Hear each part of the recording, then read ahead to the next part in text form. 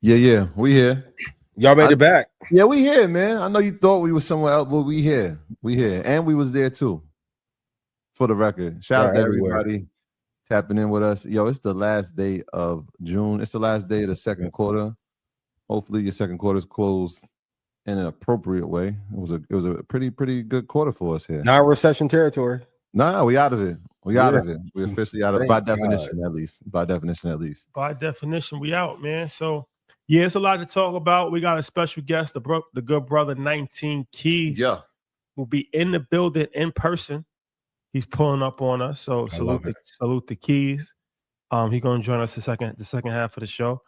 So we got a lot to talk about. This week is a big week. We got Blackout, 10 o'clock Eastern Standard Time. Make sure you check that out. There's a lot to talk about. Mm-hmm. And we got a legend in the game. We got Ralph McDaniels, Video Music Box, pioneer when it comes to hip hop culture. One of the first people to actually start shooting music videos. Mm-hmm. Absolutely icon. Yeah. So salute to Escobar. We was with Nas yesterday. Salute to Nas. Yes. But you know the crazy thing about that is that he shot Nas's first video. It ain't hard to tell. Fact. Oh, really? That is a fact. He shot Wu-Tang's first video. Shot by Ralph McDaniels.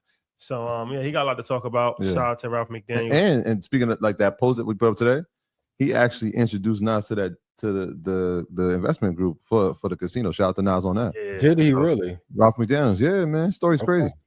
Salute to Nas, man. We spent hours with him yesterday after his show. And any stories y'all can tell to the public? Yeah, let's later on. We got some let the beat go.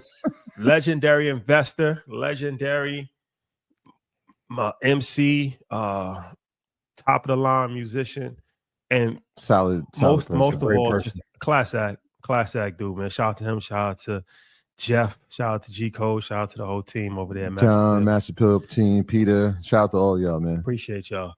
Okay, I don't want to spend too much time because we do have a few announcements. We're going to be talking about the winners. We're going to announce the winners tonight of the raffle. Yep. That's important. Okay. Ghana trip on the way. Okay. That's a fact. That's a fact. I don't think we ran off on the plug. And we got a few other announcements, but I will say this. Shout out to my brother Dave Shands. We will be at the podcast summit. Yes. August 8th in Atlanta, Georgia. So get your tickets to that. Shout out to Dave. Yeah, man. This is we were at the first one. It's grown. He's grown the podcast. He's added some features to it. And Dave is, when we talk about solid people in the space, Dave is one of the most solid, brutally honest, man, and is always trying to innovate, man. So shout out to him. Shout out to the podcast summit. Yeah, I'm excited for that. Yeah, for sure. It should be a streaming component still, Dave. I'll be there. I'm gonna get you to listen to Rashad. Not the app and Kai, but podcast summit August 7th and 8th. We'll all be there. Oh, you're gonna be there too, right? Yeah. Yes, sir. Yeah, shout out to Dave, man. We could do something special, man. Yeah. Maybe soon. And we're gonna be in Connecticut on July 12th for Elevate and Celebrate. Yeah. Shout out to Mixmaster David. He's gonna be in the building as well. So CT, we pulling back up on you guys. So check us out. Ian, any announcements? Yes, if you want to get rich from the market, go to ianinvest.com. I told you the market will recover April 7th and 8th. In 62 days, it took about 36 to break even. We are now at all-time highs. If I've made you money, please put yes in chat. See you at the podcast summit. See you at Investfest.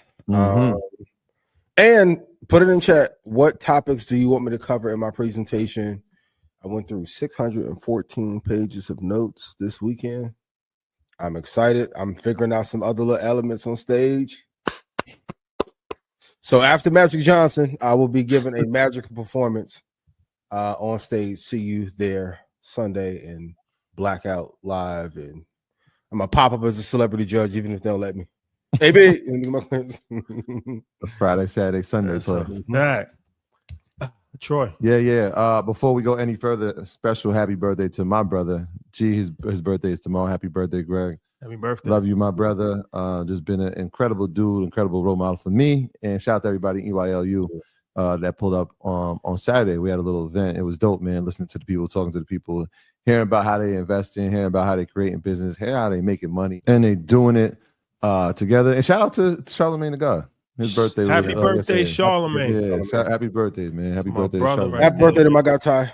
Love you, dearly. I was getting there. Shout out to Ty. So it was his birthday. He shares the same birthday as my daughter, so he actually texted me and I texted him happy birthday. Shout out to Ty, another dude that is solid. I know that's your right hand man, Ian. Yeah. But you know how this works, man. Do your own research. This is our disclaimer. Our content is intended to be used and must be used for informational purposes only. It's very important to do your own analysis before making any investment based on your own personal circumstances. You should take independent financial advice from a professional in connection with, or independently research and verify any information that you find on our show and wish to rely upon, whether for the purpose of making an investment decision or otherwise. Y'all know how this works. Same message, same show every Monday. Continue to share the research, continue to do the research. And when it's great, give credit. Let's build together. Let's win together, y'all. Love is love.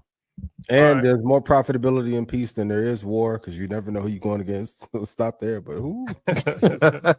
I got a text. You never know, man. Yeah, man. Relationships, man. Boy.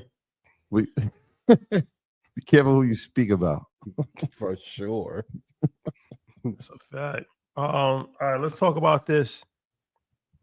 AI stocks drive the S&P 500 to all-time highs, outperforming every Magnificent Seven company since market bottom. So when you're talking about AI stocks, we're talking about Palantir, VST, NRG, AMD, even like Nvidia, and those stocks have outperformed traditional technology companies like Apple, Google, Amazon, Microsoft, Meta, even Tesla. So, man, we've seen a record climb up since we hit that bottom back in April. What would you tell the investor that's right now that still has money sitting on the sideline? Because what happened is that people might have money sitting on the sideline, and they might have put money in, but they might not have put all of their money in. They still might have some money sitting on the sideline. What's the advice for the investor that has money sitting on the sideline right now?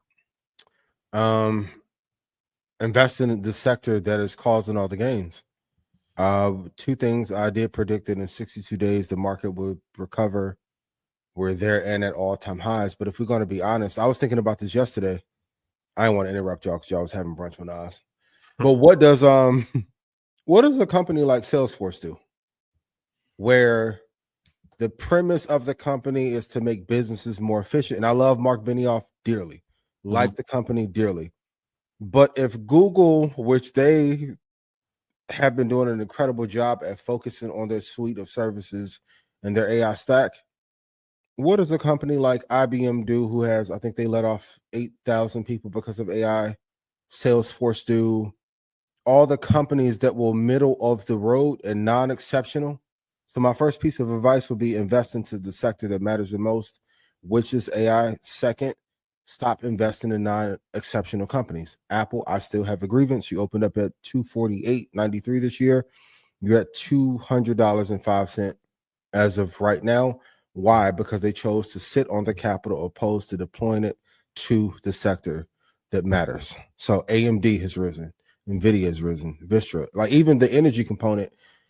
And this is my frustration. And I know when this get clipped up, people may say, well, you love Apple. I do, but also if a partnership goes awry and you're seeing that they're making missteps, you still have to call it out.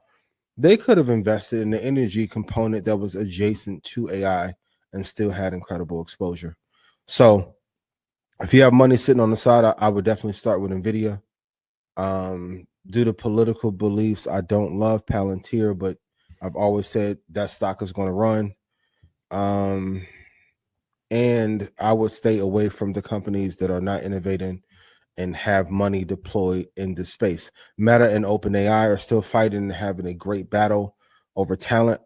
Meta's hit an all-time high or pushing towards all-time highs as a result. Great job. But I think the companies that are under-invested in AI are paying the price for it today. I'm with you. I feel like a few months ago, I did a class and it was titled The Data Center Revolution. So anything involving data center, whether it be the semiconductors inside of it, the connectivity that's going to go inside it, the liquid cooling that would be going inside of it, the infrastructure, the energy. Yeah, like, not to cut you off, Apple couldn't have invested in a data center. even 25% ownership in it, that would have the stock up 40% just off that alone.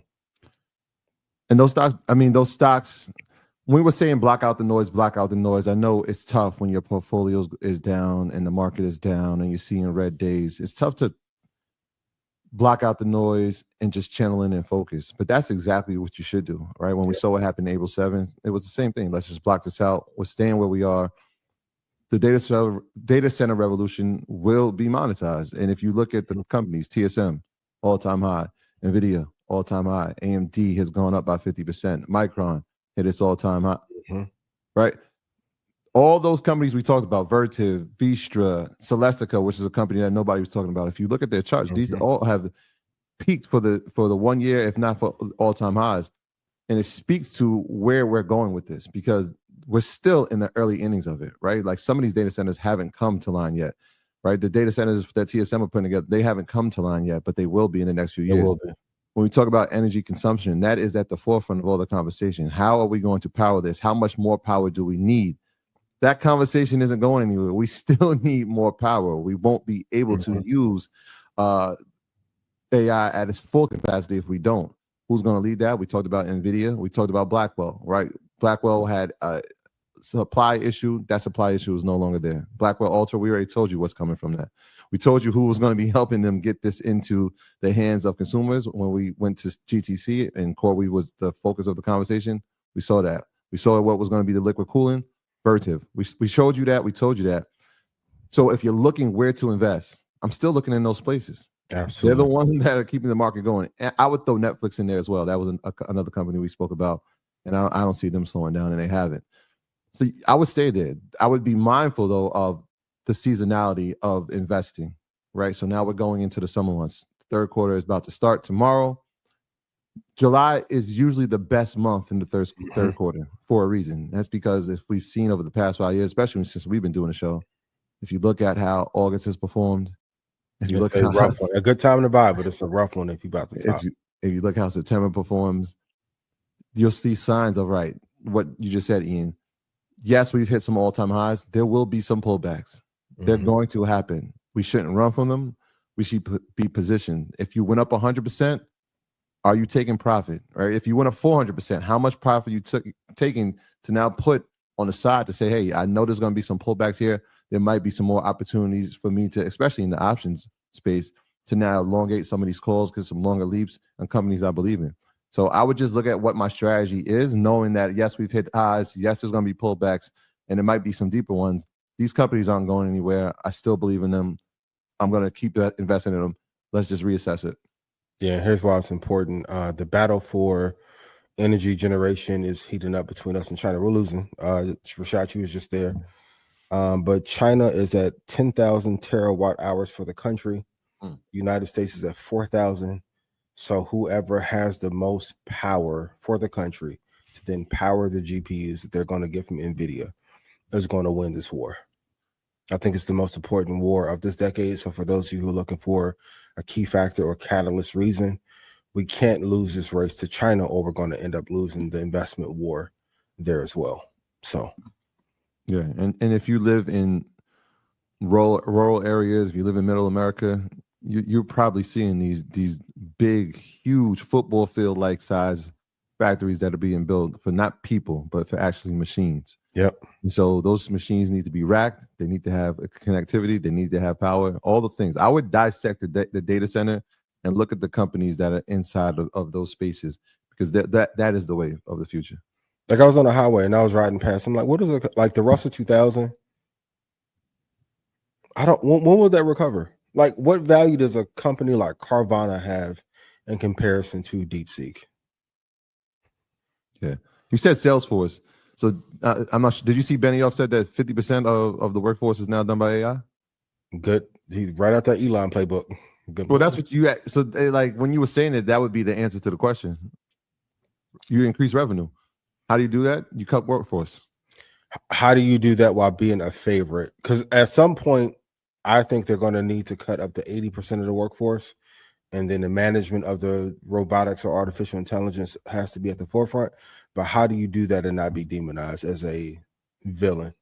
That's the only conundrum I'm having with them. If anyone could do it, I think he's charming enough to do it. But and we had this conversation a few years ago. I love the company. I just feel like they are too reactionary and not proactive enough. But Apple, would you please put out an investment plan for AI, please? So is it should people invest at an all-time high, or should they wait for a pullback? You got to wait for a pullback no matter what. 20%. 10% minimum, ideally 20%. Tune into the show every week. I'll tell you where to get in. If I've made you money, please put yes in chat. If not, you're going to have a tough time come August. Everybody going to be screaming yes in chat. You're going to be the only one mad. So top AI stocks, top AI related. What's the top five? Top five. Nvidia, Palantir, Microsoft. I'll let you two fill in the other two. Pause if that's possible. I'll say Taiwan Semi. Oh, for sure. And I'll say Broadcom. Broadcom is still a sleeper. I don't even know if it's a sleeper. It's not anymore. Respected enough. Nope. Yeah, I don't know if it's at this point. I don't know if it even qualifies as a sleeper the way it's moving.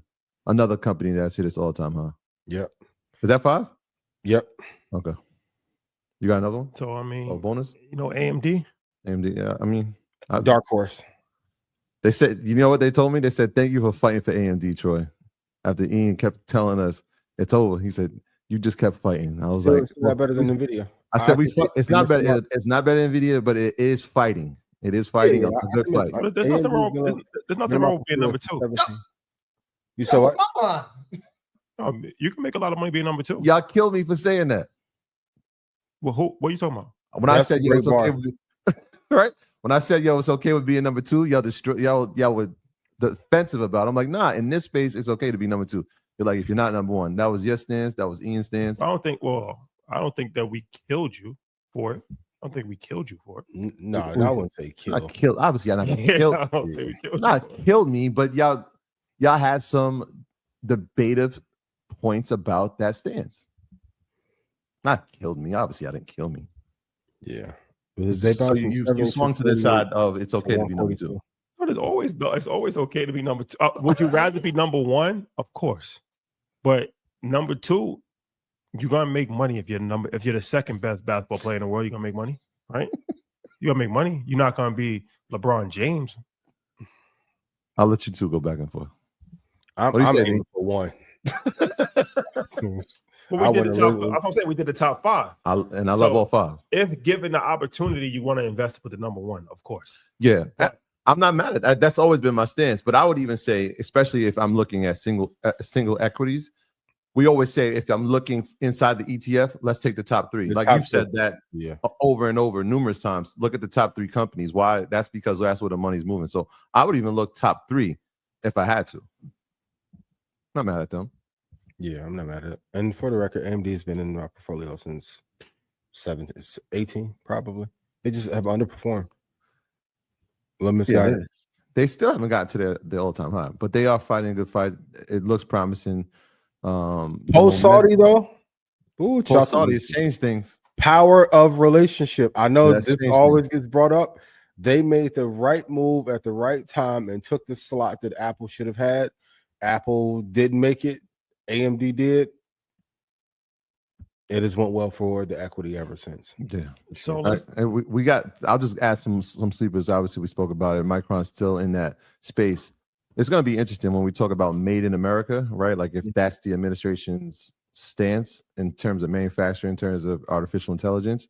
If we look at the high bandwidth memory sector, right, which is what Micron's in, its 2 top competitors are not made in America. It's Samsung and it's Hyper NDX. And so if you're starting to look at where their factories are, I know they have one in Idaho. There's a plant in Idaho. They're doing one in New York. There's a clear path here for them to start leading in that space, which is why I like them as a sleeper. And then Supermicro, we can't forget about them. Okay. Okay. Let's talk about Bitcoin, shall we? Boom, boom. Yes. MicroStrategy just added another $530 million worth of Bitcoin in their portfolio. And Bitcoin is one of these commodities that actually is not at its all-time high, Mm-mm. but has only had good news. It's been good news after good news after good news.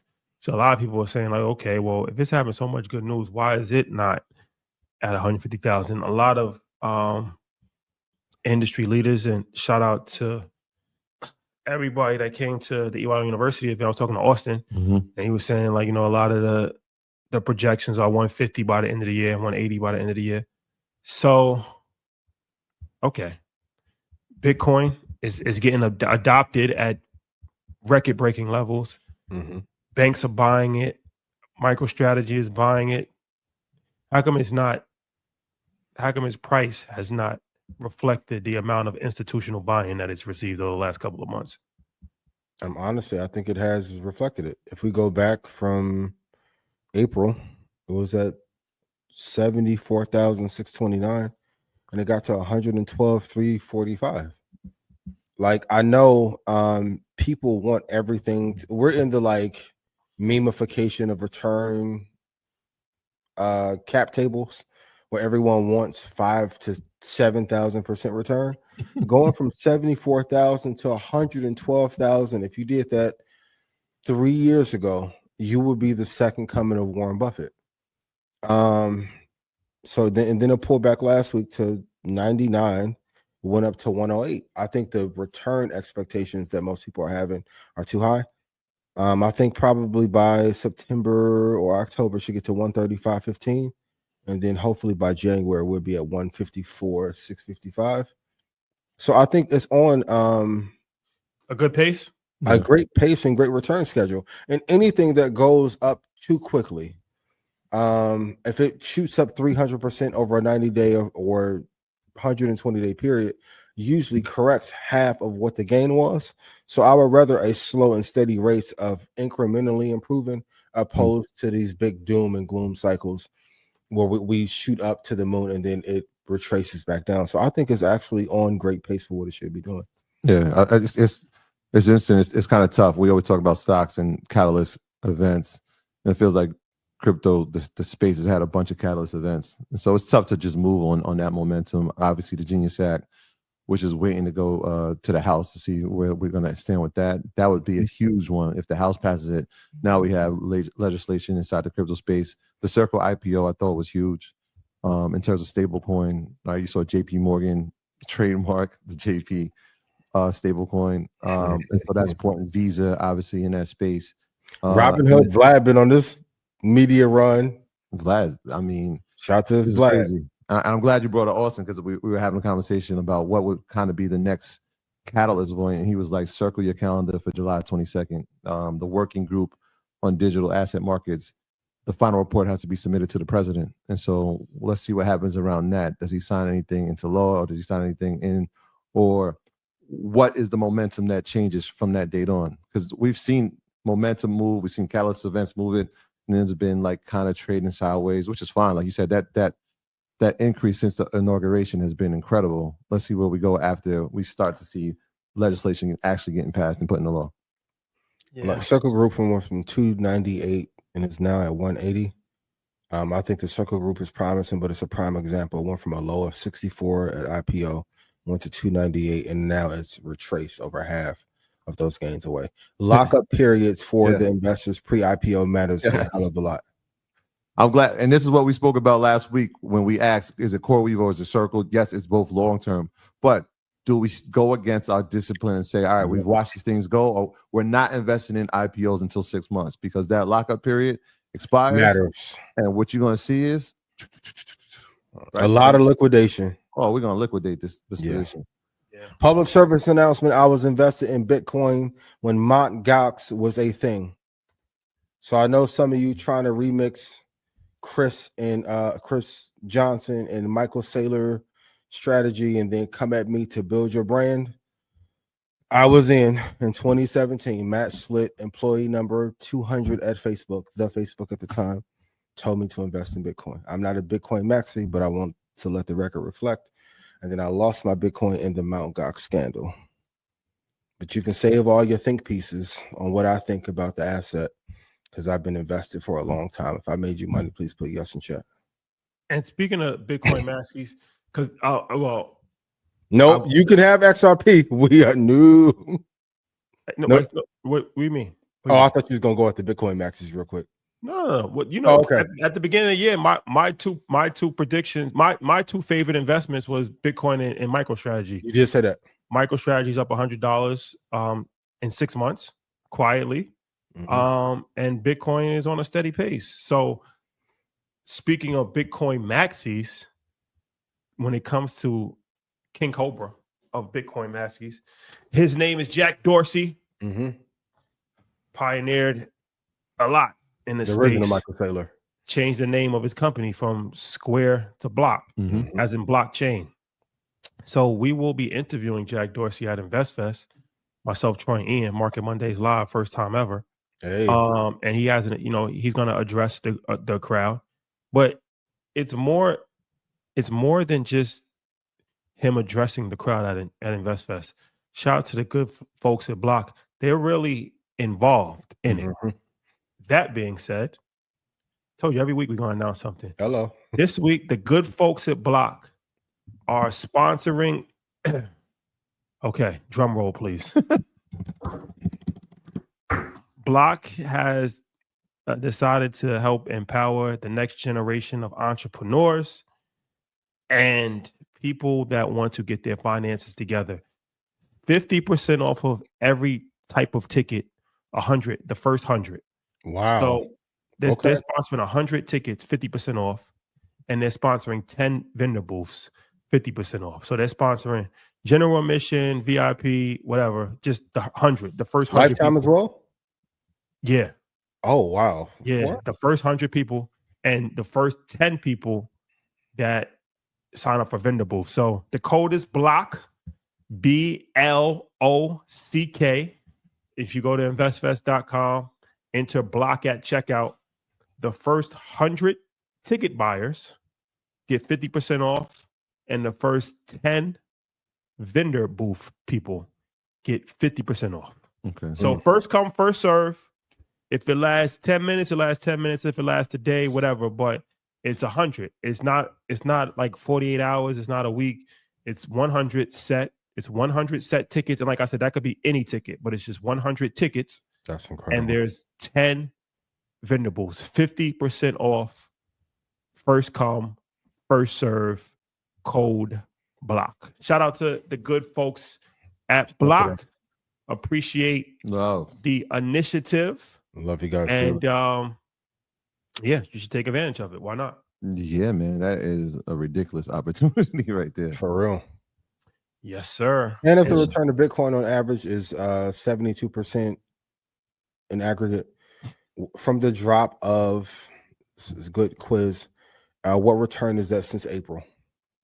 I think it's important to know what the expectation of return is for the asset you're investing in, but from that low of April, I think it's done incredibly well. And you want slow and steady, especially if you have a significant amount of capital into it.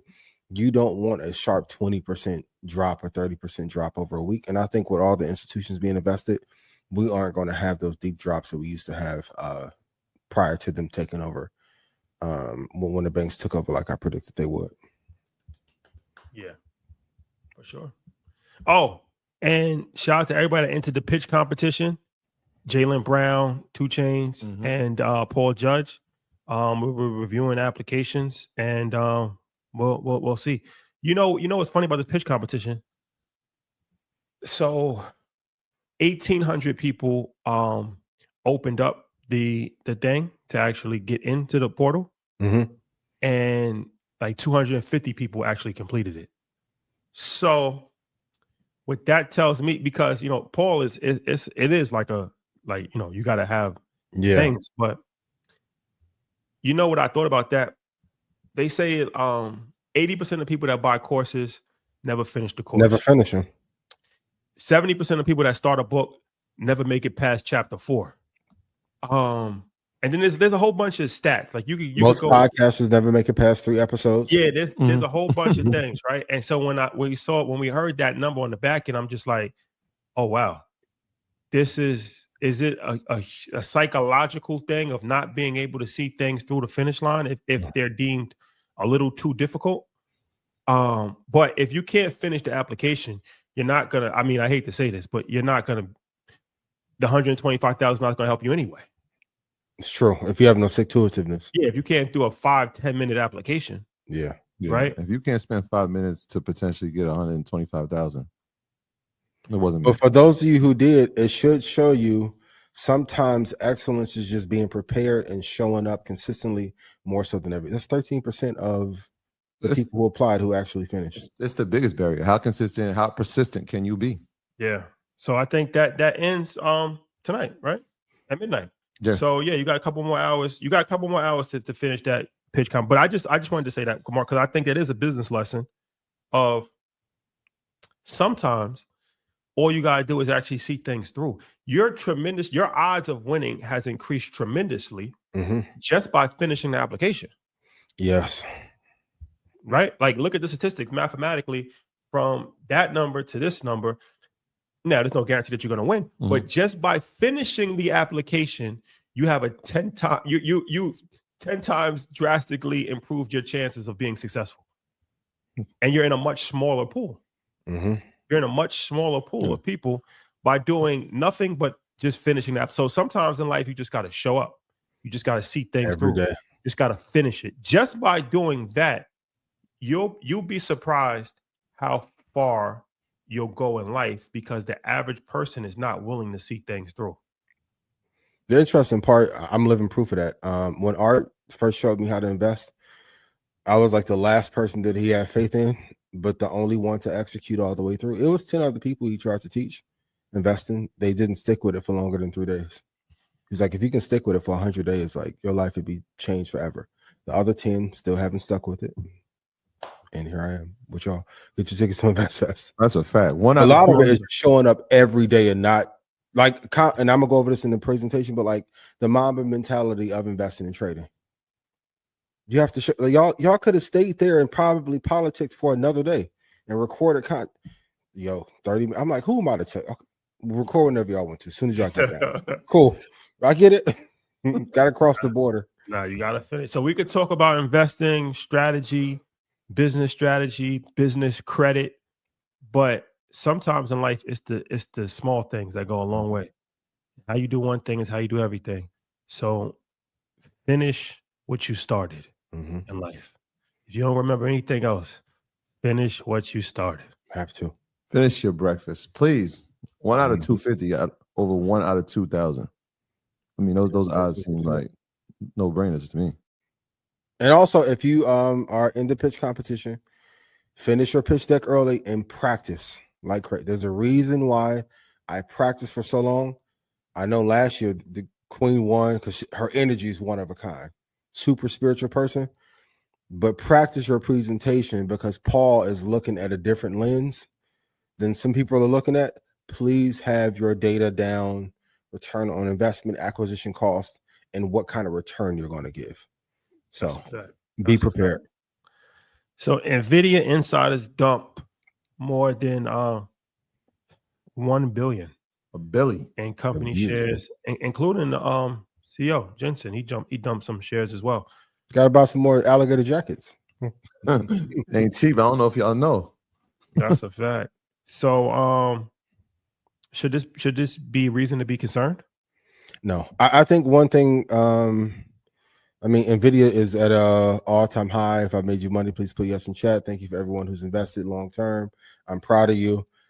A lot of times when these stories come out, people aren't looking at the point of exit upon liquidation. They've been selling into the strength of the stock, and it started like around the 142.18 area. They just are exiting at great points. When we went to Nvidia, we talked to a lot of people who had been holding their shares 8 or 9 years. Well, if you're up 15,000%, it may not be a bad time to liquidate. And what's not often talked about is when people liquidate for these life events, they often rotate back in at a later date. But if they're exiting at an all-time high, that should tell you something. So like I would be mindful of hypothetically, if I got in the market in April, invested then when I made the call out, and then Jensen exit, I would exit when he does for maximum profitability, and then I would wait for the next drop. It's a great headline, but I think too often people forget how long of a period of time these employees and the CEO has been holding these shares. Yeah, I think this is much different from winter of 22 when we saw all these CEOs selling. It's just much different. You're right. It's one of these things, you know, Jensen being obviously his founder of the company, and Nvidia hitting all-time high. Yeah, you're going to take profit. If you look at the wealthiest people in the world, he's creeping up. He's in the top 20 now based on this run. Yeah. But Nvidia itself as a stock, it still has so much room to grow, right? Like when in January, it was trading at 146 or 149. It's all-time high. Today, it's at 157. That doesn't feel like much of a move, but you take DeepSeek into account in late January. You take April 7th into account. Inflation, the Iran conflict. Right. All these conflicts. And we got down to the 90s, and now we're here up at 157. I think we're just getting started, right? It hit that technical level of that golden cross where the 200 EMA is now under the 50-day EMA. So we're looking at a bullish pattern for Nvidia going forward. For sure. Which is interesting because it feels like it's always been bullish, and we've always been bullish on it. Maybe that's part of the reason, but it still has so much room to grow, and it still is going to be the leader for the next, like we said, 2 to 5 years in the space. And so, yeah, there's going to be pullbacks. Yeah, it'll drop back down. But if you've learned nothing from just this year, forget everything else. Just this year, when you saw it in the 90s and you saw it at 89, and we're like, listen, I don't care what you should be investing. You should be investing. You should be investing. You see it pull back again, 20%, 25%, same rules apply. This is going to be a leader for the next 2 to 5 years. Public service announcement, I shouldn't have to call the price 3 or 4 times. If I keep 93, it's one of the greatest runs that we've had. End of year target for Nvidia is 187.18. That's why I projected to get to. By December, one of the greatest American companies, one of the greatest equities that we've seen. And in terms of return, it's only thing that has been better over the last 10 years is Bitcoin. Hold for the long term. Anything in the 90s, buy. If you missed it, come to Investfest. I'll give the price where I think Nvidia will go to. If I've made you money, please put yes in chat. But like that's the same thing. Stick to itiveness and execution pays more than fodder and wondering. Because I remember everyone was like, yo, will it get there? Then it got to 93 and people was like, oh, it's gonna fall. Just continue to hold for the long term. Yeah, it was fighting to get above that 137 line. And once it crossed there, it was like, okay, next barrier is 145. It got past 145, and now it's been trading over 150 for the past week or so. So we'll see where it's at. And the thing that I love about the company, they are not resting on their dominance they've had for the last 2 years. They are still fighting for better GPUs. The company's ran immaculately, but they're doing better there. And like we said, just being able to meet the employees, they're some of the brightest people that I've met with in business. Like you cannot deny the team and culture that they've assembled. So they are number one, and they're not resting on that laurels. Unlike IBM, unlike Apple, unlike Intel of a different era, they're finding ways to get better every quarter, it seems like. Yeah, and make no mistake, they invested in a company that you're probably not even thinking of, but CoreWeave is renting. That investment is great. that investment is paying off for them pretty nicely, right? They're renting GPUs from Nvidia, and they're renting those out to companies, and so that's a core business for them as well. Even though it's traded as a totally different stock. Yes, sir. Okay. Is there any company that could overtake Apple in third place, or will Apple take back the number one spot? All right, now we're getting spicy over the next few years. GameStop. What's some other meme coins y'all like? Nikola. I mean, it depends on what time frame we're talking. If Apple does not invest into AI or has a significant partnership in 4 or 5 years, it's a great question. Shit, I can see a conglomerate like Saudi Aramco taking it, but I think someone in the AI space could definitely take it. in an imperfect world, if they don't make an investment by 2030, I think Apple will be 5th in terms of market cap. That's why I keep beating this drum about them needing to make a course correction. But where's Meta on the list? Meta is number 6. Meta's number 6. And the people we talking about market caps for the Market cap, yep. Total market cap. So right now, you want to do the top 5 market cap? All right, so top 5. I'll give you 10. Yeah, let's do 10. So at 10, we got Berkshire Hathaway at a little over 1 trillion. Taiwan Semi is 9. Broadcom is 8. Saudi Aramco is 7. Meta is 6. Google is 5. Amazon is 4. Apple is 3. Microsoft is 2. And Nvidia is 1. Oh, if Apple don't get their shit together, Google can take that. I think number 4 is, I mean, it's the obvious, right? Amazon is trailing it. We know what the only thing that concerns me there is profit margin. So how much they can reinvest. Can they improve into the space? That's the only part I'm concerned about. Google's done a great job of Sergey also being at helm and being in the office. Go ahead. So profit margin, I'm glad you said that, because how does profit margin change over the next 2 to 3 years when things become automated? For a company that pretty much is making things automated already, if they increase automation, what does that do for profit margin? That's true, but I think they have hard fixed cost that may be hard to be restructured. I'm not saying that it's impossible. Yeah. But for a company like Google that has more, I think it's easier to engineer their profitability a lot faster than Amazon. Mm-hmm. Amazon is the turtle in the race that could win for sure. Mm-hmm. But in the short term, if Apple does not significantly invest and Google continues to do so, I pay for that suite just to test it. The suite is amazing. And you know how I felt about Google. And then, they sent you the call and I got a couple of texts and they're like, try the suite out. Phenomenal. Veil is better than anything. And I know everybody that watched the show at HQ at Apple, y'all know it is. No, you're not lying. It is. The suite is phenomenal. So I can see if they course correct in a year or two and have a partnership with Perplexity or a major AI infrastructure company, they will keep that spot or remain higher. But if they don't, I can see them going to 5th and Google taking that spot. Ooh, Meta too. Meta's on a tear. And the thing I can say about Zuckerberg, you can say that he may copy or he may lag, but he doesn't lag for long. And he's putting capital behind the AI investment to get them from OpenAI to Meta. You have Apple sitting on enough money to buy Syria cash, free and clear, and you won't buy an AI company? Why?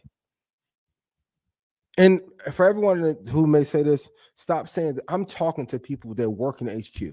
They have the same, it's a leadership thing. It's not that there's not talented people at Apple. It's not that there's not talented product creators and product managers. It's leadership is afraid of what to do. And it's a great lesson of you can't miss time when to invest in the next thing. Can't do it. Every year, Investfest gets better in terms of production, sound, quality. I'm here. Y'all said I'm still AI. Greetings, Earthlings, all that. Cool. You have to invest into the project to make it better. And I hated saying it, but Apple still has the worst AI product in Siri. I can't, even when I do market research, I have to exit out of Siri to go to ChatGPT if I'm going to use voice mode to get an actual recantation of what's happening in the market. But you have enough money to buy a country, continent. It's misplaced capital management at best. So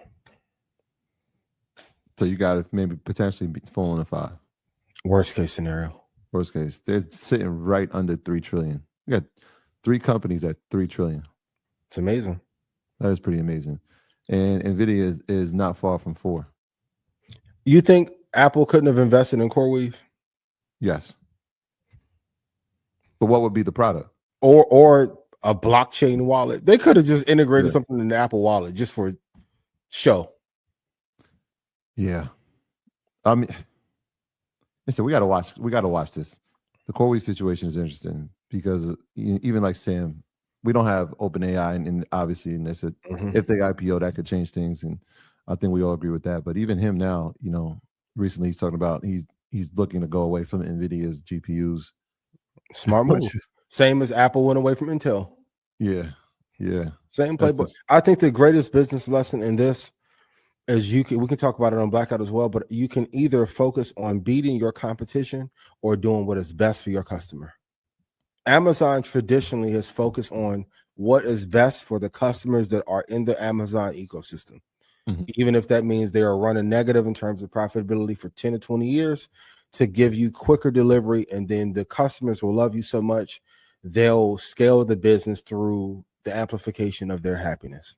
But the core, I mean, at the core, yes, we know the e-commerce business, but the moneymaker is the cloud service, right? AWS is a large generator. As you get more AI, you're going to need more cloud. Absolutely. A well-timed, great investment into the future. Right. That's why I said I agree with you. Like their CapEx spend is always pretty high, which obviously brings down the profit margins. But at a certain point, they're going to start seeking the benefits of this absolutely investment. You know what I mean? And I think we're getting to that point. For everyone who asks what would make me change my stance on Apple, I still believe in it as a company to invest in. It is still the core holding the Tech 2 index. What I would love to see is an investment into AI and an investment into blockchain and or crypto, and then an investment into quantum computing. That would be an investment into the future, not glass lens bullshit. For it. And once again, you having that kerfuffle with Zuckerberg and Elon, this y'all little fight y'all having. Meta has you beat on the glasses with the Oakley partnership and the one that's coming that I can't talk about. Wiping down them little Google goggles. Please and then you scrap the EV car. Once again, you can only, Rashad, when you create, do you create for the benefit of your audience? Or are you thinking about somebody with 1,000 followers who don't like you? I think it matters what your source of creation is. It out of love or out of trying to destroy someone else? But what do I know? It's YouTubers. I love y'all. It's just some guys on YouTube. Okay. Hit the like button. Yes. And share. And do remember, thank you to Block.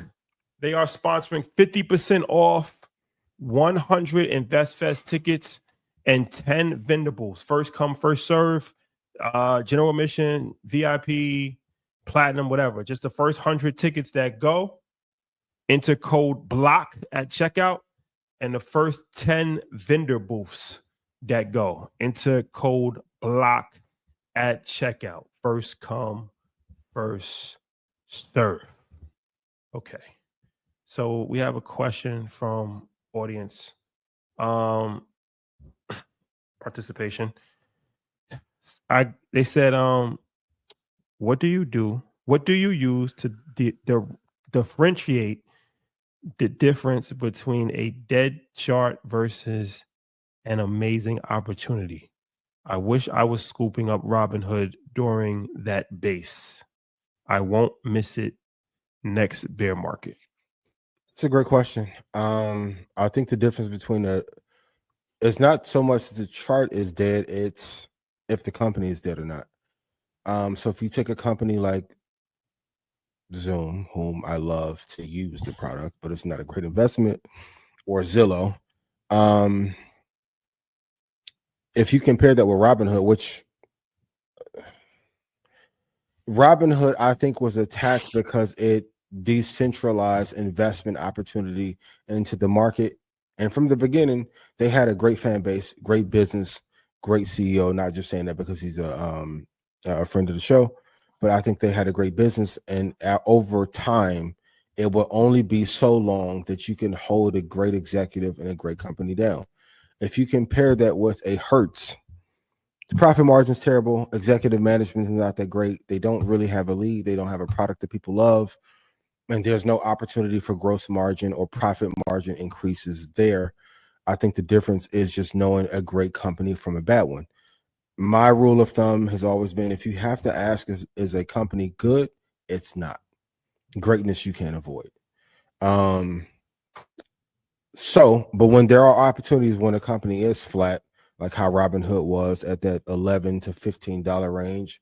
I've stated before, you want to stack as many shares as you can before they take off. Same with Nvidia, same with AMD. We can go to Tesla. Before Kathy Wood made her proclamation on CNBC and they laughed her off stage, and then Tesla took off to the upside. If you believe in a great company, you should throw as many shares as you can into it. And I've always said, like, you want to be in a position minimum to get to 1,000 shares and then ultimately 10,000, because at that number, you can write your own ticket for life for how much money you're able to produce out of the market. So don't look at it so much of a dead chart, but is the company dead or not? Yeah. I mean, from a technical standpoint, I would be looking at the value, right? If you want to see where a company's moving or how many people are interested in the company, look at the value, how it's trading on a daily basis, how it's trading on a weekly basis, how it's trading on a monthly basis. I would look at the trends of the candle. Like if you use candlesticks, look at the trends and where they're going. You can see momentum, right? I think that's one thing that people can see. Like when they just use a singular line, yeah, it looks pretty preschool. But if you just put candles on, you start seeing momentum. You see green, you see red. You look at which way that the momentum is going. Sometimes that's a good indicator. I know RSI is something that I use, Ian. I know it's not the biggest fan of it, but it tells you 95.5. I don't like the 70-30 or 80-20. I can do 80-20. I can do 80-20 on ours. It's just giving me direction or where the trend is headed, right? So if something is overbought or oversold, that it tells me a little bit about what the market is doing with it. So when you see that and all those things are aligning and you see an upward trend and you start to see green ticks in your candle, there's momentum that's moving up. And it's okay. Somebody said this the other day. They were like, it's okay that you miss the first 5 to 6% on the way up. Yeah, just don't miss the 30% move. It's okay. And a lot of times people say, all right, well, it went up 5% today. I got to wait for it to pull back. No, this still might be a good time for you to get into that position. Also too, in closing, I think a lot of, like in the Obama era,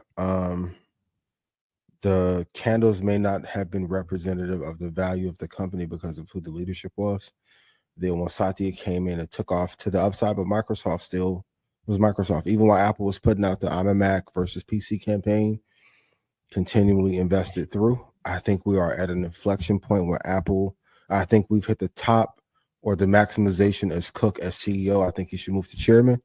I think Apple will have a tremendous run if he is replaced and there's a new CEO that brings in new ideas and articulates the future of Apple a lot better over like the next 5 or 6 years. So a lot of times that catalyst could be executive management change, product change, or focus in certain areas. So yeah.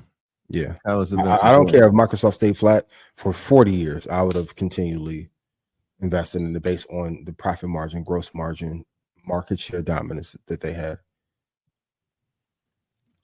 Okay. Let's talk about this. With the economy down 0.2% in Q1, are we just late to call it, or is this contraction the first domino in something bigger? Anything with GDP and recession, I don't even think we should talk about it anymore, because if it's not going to be off early. As long as we're not negative 5%, I'm fine. Powell and Trump are still having their battles back and forth. I don't know how that's going to land and how it's going to finish, but as long as we're in somewhat positive territory, I think we'll be okay. We've talked about it before. The stock market and the economy are not exclusively tied to each other one-to-one. So we're seeing great liftoff in AI stocks and certain sectors, but it may not be reflective of the total economy. But I wouldn't worry about this day to day. I don't think it's really important unless we actually hit 2 negative quarters of GDP growth. And even if so, will they announce it? No. So once those rules change, there's nothing we can do about it. Yeah, and they're gonna help. They're gonna help, right? 2 rate cuts, they'll help. They'll help. Do we think we'll actually get a rate cut? I think so. Why? And why is one needed? Well, outside of the pressure from the president, right? If we look at GDP, if we look at CPI, if we look at the unemployment rate, will those increase over the next couple of months, summer months, as we look at automation going into the third and fourth quarter? I think so. When you hear companies like a Salesforce saying they're using 50% of the companies is AI now, there's going to be jobless claims, and we know how this works, right? If more people lose their jobs, right, unemployment rises, then it says that we need to the affordability of things become higher. People don't have it; they'll have to make some cuts. Will it happen in a drastic fashion? No. Has it stayed steady for the past few months? It has. But like I said, I think we're headed for a nice pullback here in July, and may see another one in August. So I think so. I think it happens I know everybody has for July and December. September is creeping up as maybe that third option. I think it happens in September though. A controversial question given who's in office. Should we have our president's term last for 10 years? For 10 years? Because this president or presidents in general? Huh?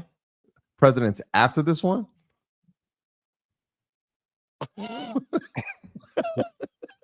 Given the short-sighted nature of getting a chance to run a country for a year or two, just to looking at student loan debt. I remember when the student loan number was in the billions. Now we're close to $3 trillion in debt.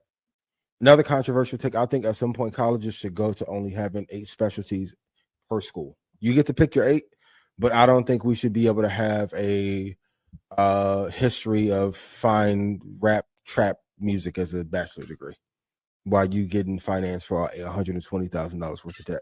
But I think the short-sighted nature of running the country, because you really only get a year and a half, 2 years, and then you have to campaign again, is the short-sighted nature versus China having a longer regime and being able to do things on a long-term basis hurting our country.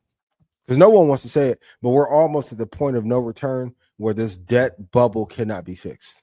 Like just the cost of living. Rashad, I ask you, when you went to China, do you feel like you paid more for things in general or way less? I'm talking to a bunch of people that have been traveling, and everything feels 3 to 4x more expensive here. Well, the thing about it is, I'll say this: 55 to 60% of presidents that have been elected have served 2 terms. So the odds are in your favor. If you become president, your odds are that you probably get 8 years of presidency. 60% of the people have done that. But I don't think it's necessarily just so much the presidency, it's the whole political system. So if we do that, I would say, okay, turn everything over. Congress, senator, give them everything. What would be the solution for a fresh start? That's the better question. Because this current formation of political unrest on both sides, are even on the Democratic side, like you haven't had a Democratic primary since when? 16. But you know what? I think it's difficult to do that in America because America's 10 years. America's so divided. A lot of countries aren't as divided as America. Meaning, okay, I go to China, right? Now there's 1.2 billion people in China, and there's immigrants in China, but for the most part, it's an understanding that China is for Chinese people. I don't think you can buy land unless you're Chinese. So yeah, they'll welcome you and you can do business and you could live there, but it's well established and well known that China is for Chinese people. Yeah. Right? That's the same if you go to Saudi Arabia. That's the same if you go to a variety of different countries in the world. And so it makes it easier to have that level of governance because, yeah, there might be division, but ultimately it's one group of people, right? That's easier. As America, there's a million different groups of people, and everybody's in it for different agendas and different purposes, and you got, you know, so many different subgroups and ethnic groups and women rights groups and gay and lesbian groups and different things of that nature. So I just think that that's harder to have a unified front of like, Here, just give this one political party everything that they want, and let's just see what happens. Whereas the Chinese Communist Party, that's essentially what happens, right? The Chinese Communist Party, they have control and they do what they want to do. Or the Saudi royal family, they have control, they do what they want to do. Or UAE royal family, they have control and they do what they want to do, right? Mm-hmm. So in theory, I think that it can work, but I don't know if America is ready. Is the testing ground for that. Because you have to rip off the illusion of the democracy here in the program. If you do 10-year, I feel like age limit for sure. Right, like sure. I mean, like our current president is 79 years old. 9 years, I mean, he'll be nearly 90. Okay.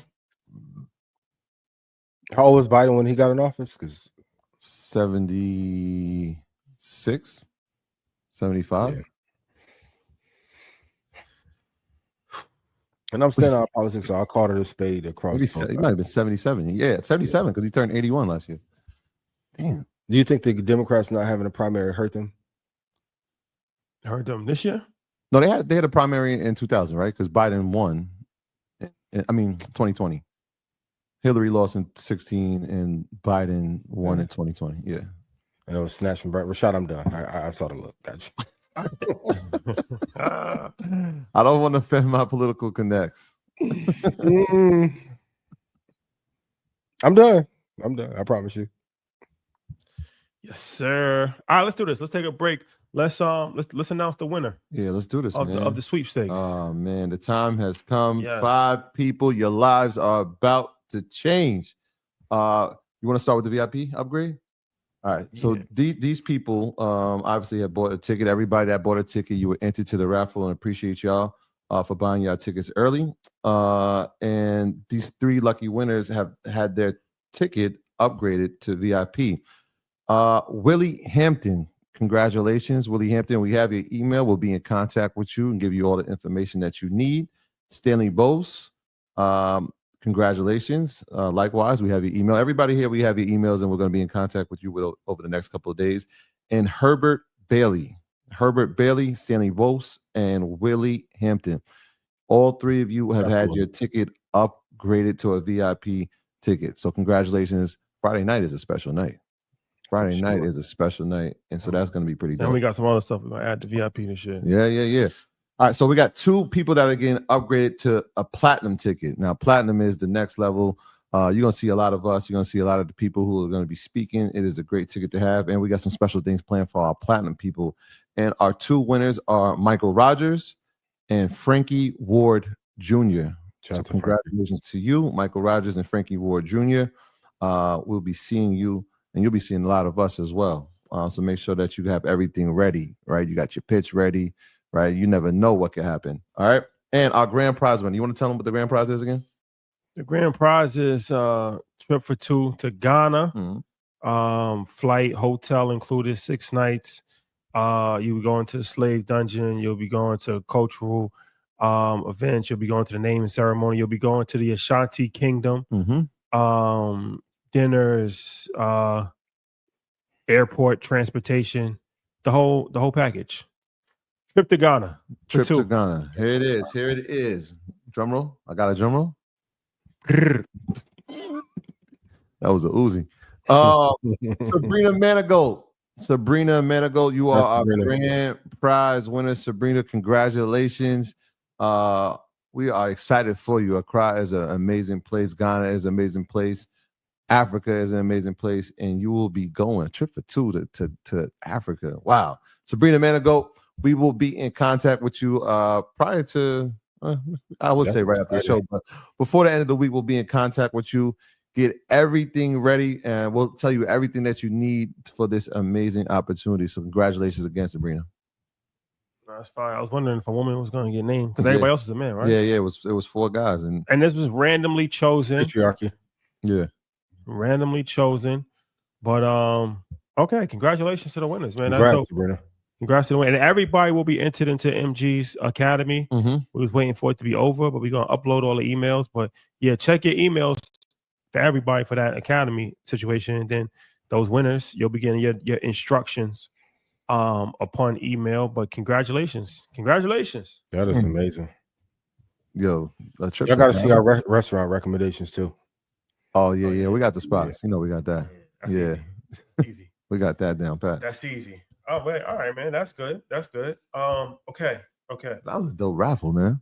Yeah, for sure. Damn. Stay tuned for more stuff to come. Get to the main event. We got a special guest in the building. Yeah, man. Yes. By way of Oakland, by way of St. Louis, man, by way of Cali in general now, man. The brother himself, 19 Keys. What's good, my brother? My guy. Oh, absolutely, man. 19 Keys. What's going on? Man, what's that? Good to see you in good spirits. Yes, sir. Yeah, I know you had a little injury, but you working through. God's plan. Man, that was tough. I saw that, man. I saw that. I got some really good lessons from that. You know, I feel like what'd you learn? When your neck broke, well, it ain't one broke, but injured. You can't look left or right, so you got to focus on what's ahead of you. You know what I mean? And it really just forced me to have a deep focus and really get to like some deep work, right? I feel like we live a life where we're so busy, we don't really have time to do any real thinking, right? And you might think you're doing real thinking, but real thinking happens most of the time in isolation and silence and stillness. And so like just sitting in the bed sometimes for hours and can't move my neck left or right, it reminds me like we get distracted so much, you know what I mean? Looking around instead of focusing on what's ahead.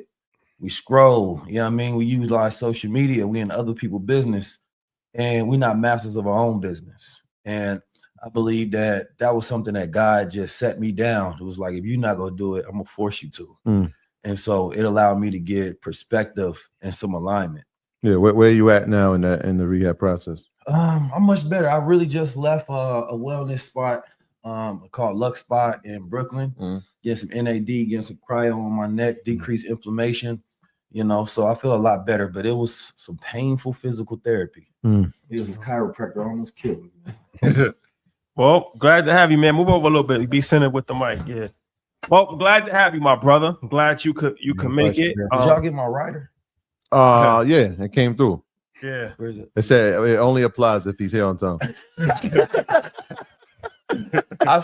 the fine print. You gotta read the fine print. I put in a late clause. Y'all gotta read the bottom. The fine print. The fine print. You forfeited the snack. Y'all got some water? Oh, absolutely. Yes. We'll get some water for you, my brother. Okay.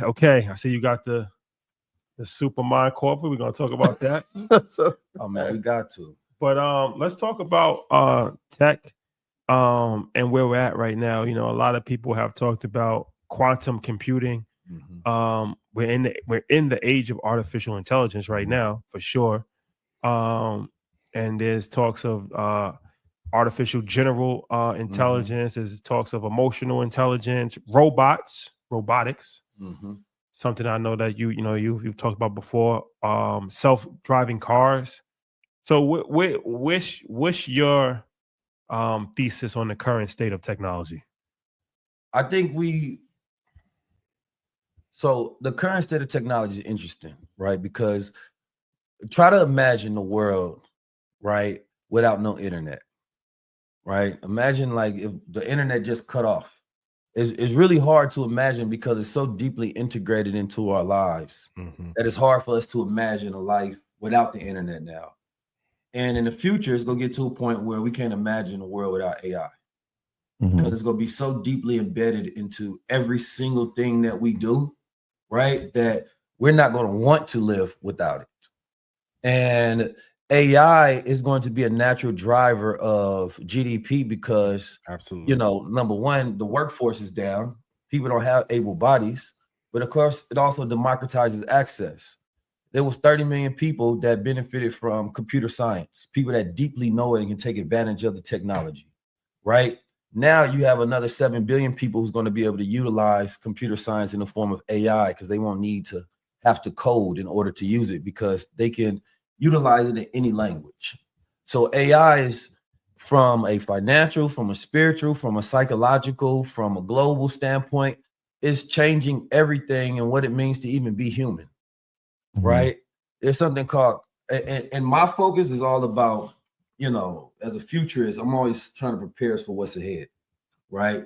And I think that cognition is the new gold, right? Your ability to think, to process, to synthesize information, right? To memorize things, because it's becoming harder and harder to think in a busy world, right? Where we're more distracted and we have less time than ever to deeply process what's going on around us, right? We have more technology than we even know what to do with. Absolutely. And not enough time to even know how to do the homework on each one of these tools on how it fits into our business and our vision, which is why I believe that the new focus is not going to just be about how do you take advantage of somebody's cognition, right? But more so, how do you optimize it? Because as it's something called cognitive surplus. So as we're using AI more and more to do rote and mundane tasks, we now have this cognitive surplus of thought, which usually sparks renaissances, right? It sparks new enlightenment, new types of thinking, new ways of perceiving things, right? So this is why I believe that AI is going to help spark the cognitive renaissance era that we're in, because thinking becomes the new goal itself, right? In the era where you got AIs thinking for you, the person who can still think for themselves, those become the elites. So this is, I'm interested in hearing that gave me some context, right? But like we've had AI conversations for probably like 4 years now. So I wonder, has your thesis changed on it from being what I perceived you looking at it as a liberating tool versus being a weapon to control a generation? Where do you stand now? Based on what you said, I think I got an idea, but where are you at now with that? It's a bit of both, right? It's a double-edged sword. So you can go look at the military papers on cognitive security, and they look at the fact that, AI is being used for infrastructures of these governments so that they can use it to influence what you believe, right? Now, if you don't have a way of cognitive defense, a mental firewall to stop somebody from manipulating you, then of course you look at the people who are the most susceptible to manipulation, or the people in poverty, low education, right? Stress, right? Disease, all of those things. Then who fits that bill? Right? Our community, specifically Black men, if we're looking at that segment of population, right? And so AI also gives us this opportunity to say the revolution already happened because we already have all of the tools we ever tried to fight for.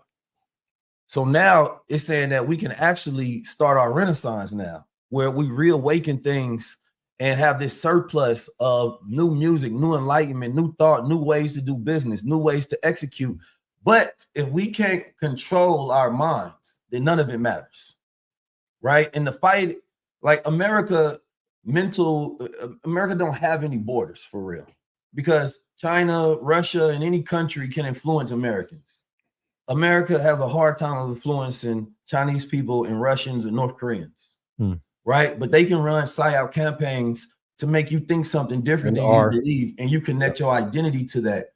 And now that shifts you over to a political party, right? Or creates conflict in America. So the thought of American citizens itself is the most vulnerable aspect of American society, right? And so when I think about AI, I think about it as a great tool for a renaissance, right? But only for people who are also having a cognitive and conscious renaissance at the same exact time. Gotcha. Will AI be the destruction of our culture and economic prosperity? Let's talk like it's just me and you, nobody watching. I'll say it could be if they listen to me and you, if they listen to us. But our ability to influence people is in competition, right, with outside entities trying to influence them. So if they take complete direction, I don't want to hear what you think or why you think you shouldn't listen to me, just listen, right? And we can help condition them to the pathway that they should take, then yeah, it could bring about that. And what I want to do is, because there's always going to be the dark side of it, right? Absolutely. As a futurist, you have to use your imagination. Our imagination is the most important, powerful tool that we have, right? Because it's what separates us from animals. We can imagine something and then make it so. So if you want to know the future of a people, ask them their collective memories. What are your collective memories? Our collective memories are based in trauma, right? Mostly. So that means that we start thinking that something negative is going to happen. And the sentiment around any technology, right, creates the way that people utilize it or don't utilize it. So if you think of it negative, then you're going to stay away from it. You think that there's something positive, then of course, then you will use it. So I believe that it's up to us to both give people that defense system of knowing how this tech can be used against us, but also make sure that we playing offense and we have an idea, right? And a goal and a vision for how we're going to utilize AI in this time that we have, because I believe that Black people are the most resilient people on the planet Earth. We've been through all of the different things that you can go through as a people. So in a time that requires mental resilience, we got it. But you need also time. And that's why I don't think time is the number one asset no more. It's cognition. Because you have all the time in the world, but what is your quality of thought? Yeah. And so now cognition becomes a KPI in the business, to where I don't want to just hire somebody based on their capability. I want to hire you based on your capacity. As a follow-up, what tools in AI are you using that you have not talked about publicly before? Because I know you've been deep in the rabbit hole for the last 3 years. I don't even, to be honest with you, I don't use that many tools. But the way I use them transforms. Okay. Yeah, I mean, so everybody's seen the report on MIT where they were saying that it gives you cognitive debt. And of course, that report had, you know, some triggers in there to see if people was actually reading it, utilizing AI or not, right? Mm-hmm. But at the bottom of the report, it was talking about cognitive debt, which is what you take on, right? The more you scroll and the more you're using AI without thinking, right? Mm-hmm. So I look at like wealth. I mean, wellness is going to be the new form of wealth, and cognition is the new asset class, right? And so I make sure before I'm using the AI, I'm doing the thinking myself. Yeah. Because if you don't, it decreases your long-term thinking. Short-term, it'll increase, right, your long-term memory, but long-term, it'll decrease your long-term memory. Mm-hmm. So my interaction with it is always making sure that it's my first mind that's guiding me, and I'm always questioning what it's giving me, right? And so I think some people's interaction with it, because it's nice and it says exactly what you want to hear, they become delusional as if they're getting real truth. It's almost like a messianic digital figure. 100%. Yeah. And so I make sure that my interactions these are my thoughts. I'm challenging the AI. I'm actually doing research, and I'm focused on neural adaptation. I'm not focused on memory no more, right? I'm focused on understanding and how do these processes stay. I don't want to feel smart for a moment, but then you asked me what I said last week. I don't remember what the hell I said, right? So it's more so about your rituals that you do alongside AI that optimizes, right, your cognition and your awareness. So the journaling, right, the execution, right, taking action on the insights that you gain. I think those are the ways to actually optimize, because in all of the studies, they will show you that human plus AI has outperformed, right, just human, right, or just AI. Mm-hmm. So, okay. Well, switching gears a little bit. I know when we had you on a few different times, you spoke about gold. And we see gold is, done tremendously well as an investment, especially since the election, had a tremendous run up. So what's your thoughts on the future of gold as like investment, or just gold in general? I think gold will continue to do well, right? Gold still remains, the way we've always thought of gold remains the same, right? Same like the way we think about land, right? It's a safe haven for your money in uncertain time. And are we not in uncertain time? Just last week we thought we was in World War III. You know what I'm saying? The even though crypto, right, has found stabilization, Robinhood just announced some new crypto products today, and right, we're finding all of this regulation around it. Gold still remains the gold standard, right? Bitcoin is the new asset class. Of course, you're always going to have stocks. You have, art is going to have a surplus, but I think gold is going to continue to perform because we're going to be going into uncertain times for the next few years, right? And people are not going to know where things land. So I think like gold becomes the new bonds. And that's a great question. Should the 64-40 portfolio be gold, Bitcoin, and indexes, and completely removal of bonds, or do you think bonds will eventually recover? Because we've been negative for 4 years. I wouldn't trust it personally, but I'm not an expert on bonds. You know what I mean? I would say gold. You're expert on gold, though. Huh? You're expert on gold and Bitcoin. I wouldn't consider myself an expert, but I am a thinker on the subject. I like to think about it a lot. That's a great for everyone interested in media. That answer, I think about it a lot. I do.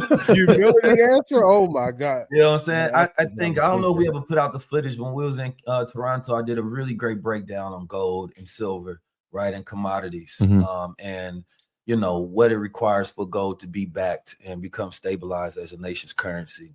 And I think, you know, especially even like cryptos are going to require gold because they're going to be pegging them to gold. New currencies that's going to be popping out of Africa is going to require gold because that's some of their greatest resources, right? I see gold continuing to be a major player. And I think that it's going to have its renaissance moment again. I think we're going to have a gold moment.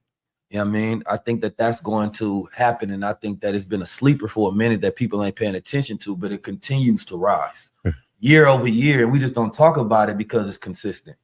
You know what I'm saying? But I think everybody should own gold. I said years ago that if every family, right, was able to take 10% of their earnings and put it on gold year over year, right, that's an asset that they own. And so when we talked about 2053, Black people having 0% wealth, which is a representation of 0% assets. Well, if we all own gold, similar to how Indians naturally do it as customary practice, right, and tradition in their culture, then it's impossible for that thing to come true.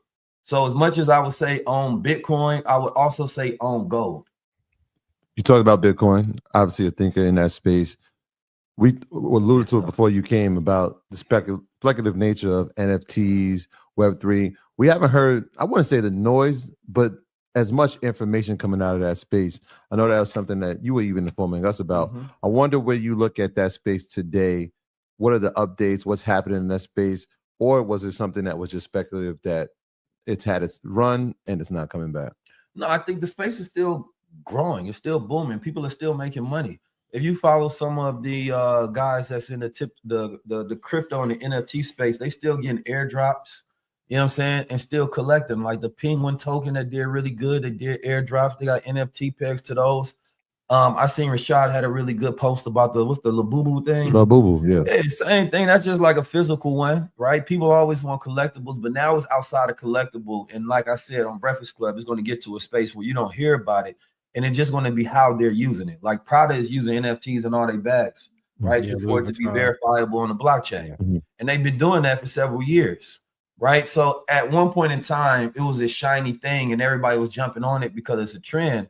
Now it's a verified thing, right? Because you're going to need NFTs in a world where you can't tell what's real or fake. And people getting more access to production and supply chains, then how can you verify if something is real? Right. We haven't yet got to that pivotal moment where we really start using blockchain as a society, because those words may decrease, but the usage still increase because we still need them. Right? How can you verify what's real anymore? Yeah, the use case is there, but the timing of it might be off. Yeah, but actually, I would think like it's a convergence moment where all those things happen. You got AI, you got blockchain, you got crypto, you got Web3, you got metaverse.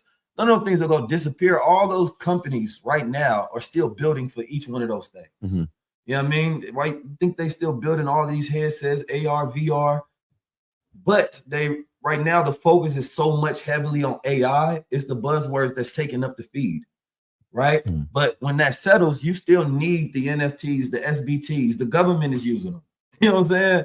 So it goes from like this average person, which really allowed it to be this normal thing. And now when you're able to go and like you go to Russia or Ukraine and things of that nature, they utilize the SBTs. You know what I mean? To where you have your passport, your birth certificate, your social security, it's all on your phone, right? We're just a little bit behind. Like you go look at, I would say study Estonia, which is the most digital nation in the world. If you go look at the way they're utilizing AI and technology, you're going to see the future of all the countries. If I can do a follow-up, when I first got introduced to Bitcoin blockchain, it was a way to have a utopian future away from a dystopian government. Yeah. As you said, with NFTs, it seems as if crypto will create, and we can argue or discuss if this is being done intentionally by VCs to fund these ideas, then pay influencers to make this thing pop, and then companies and governments take it over. But when will anything in crypto go back to being decentralized? Because I remember when I first was talking about the banks taking it over, like even shout out to Vlad, Robinhood, but they announced their stablecoin project, and I'm like, 6 years ago, this would have been the antithesis of what you wanted from crypto.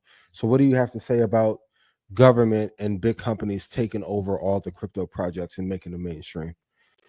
There's this project called Praxis Nation. Yep.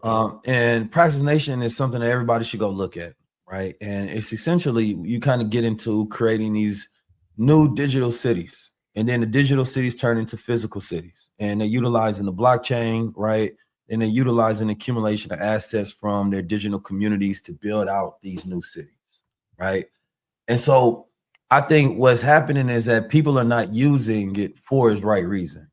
Now you can still, like right now, what's stopping any one of us or anybody from saying, let's collectively take money, put it into a crypto, right? Put that into a DAO, and we vote collectively on what piece of land we want to buy, and then what new city we want to put on top of that. The answer is nothing, right? And so I think it went away from this fantasy of this is going to organically happen to you have to be intentional, and it's a power thing.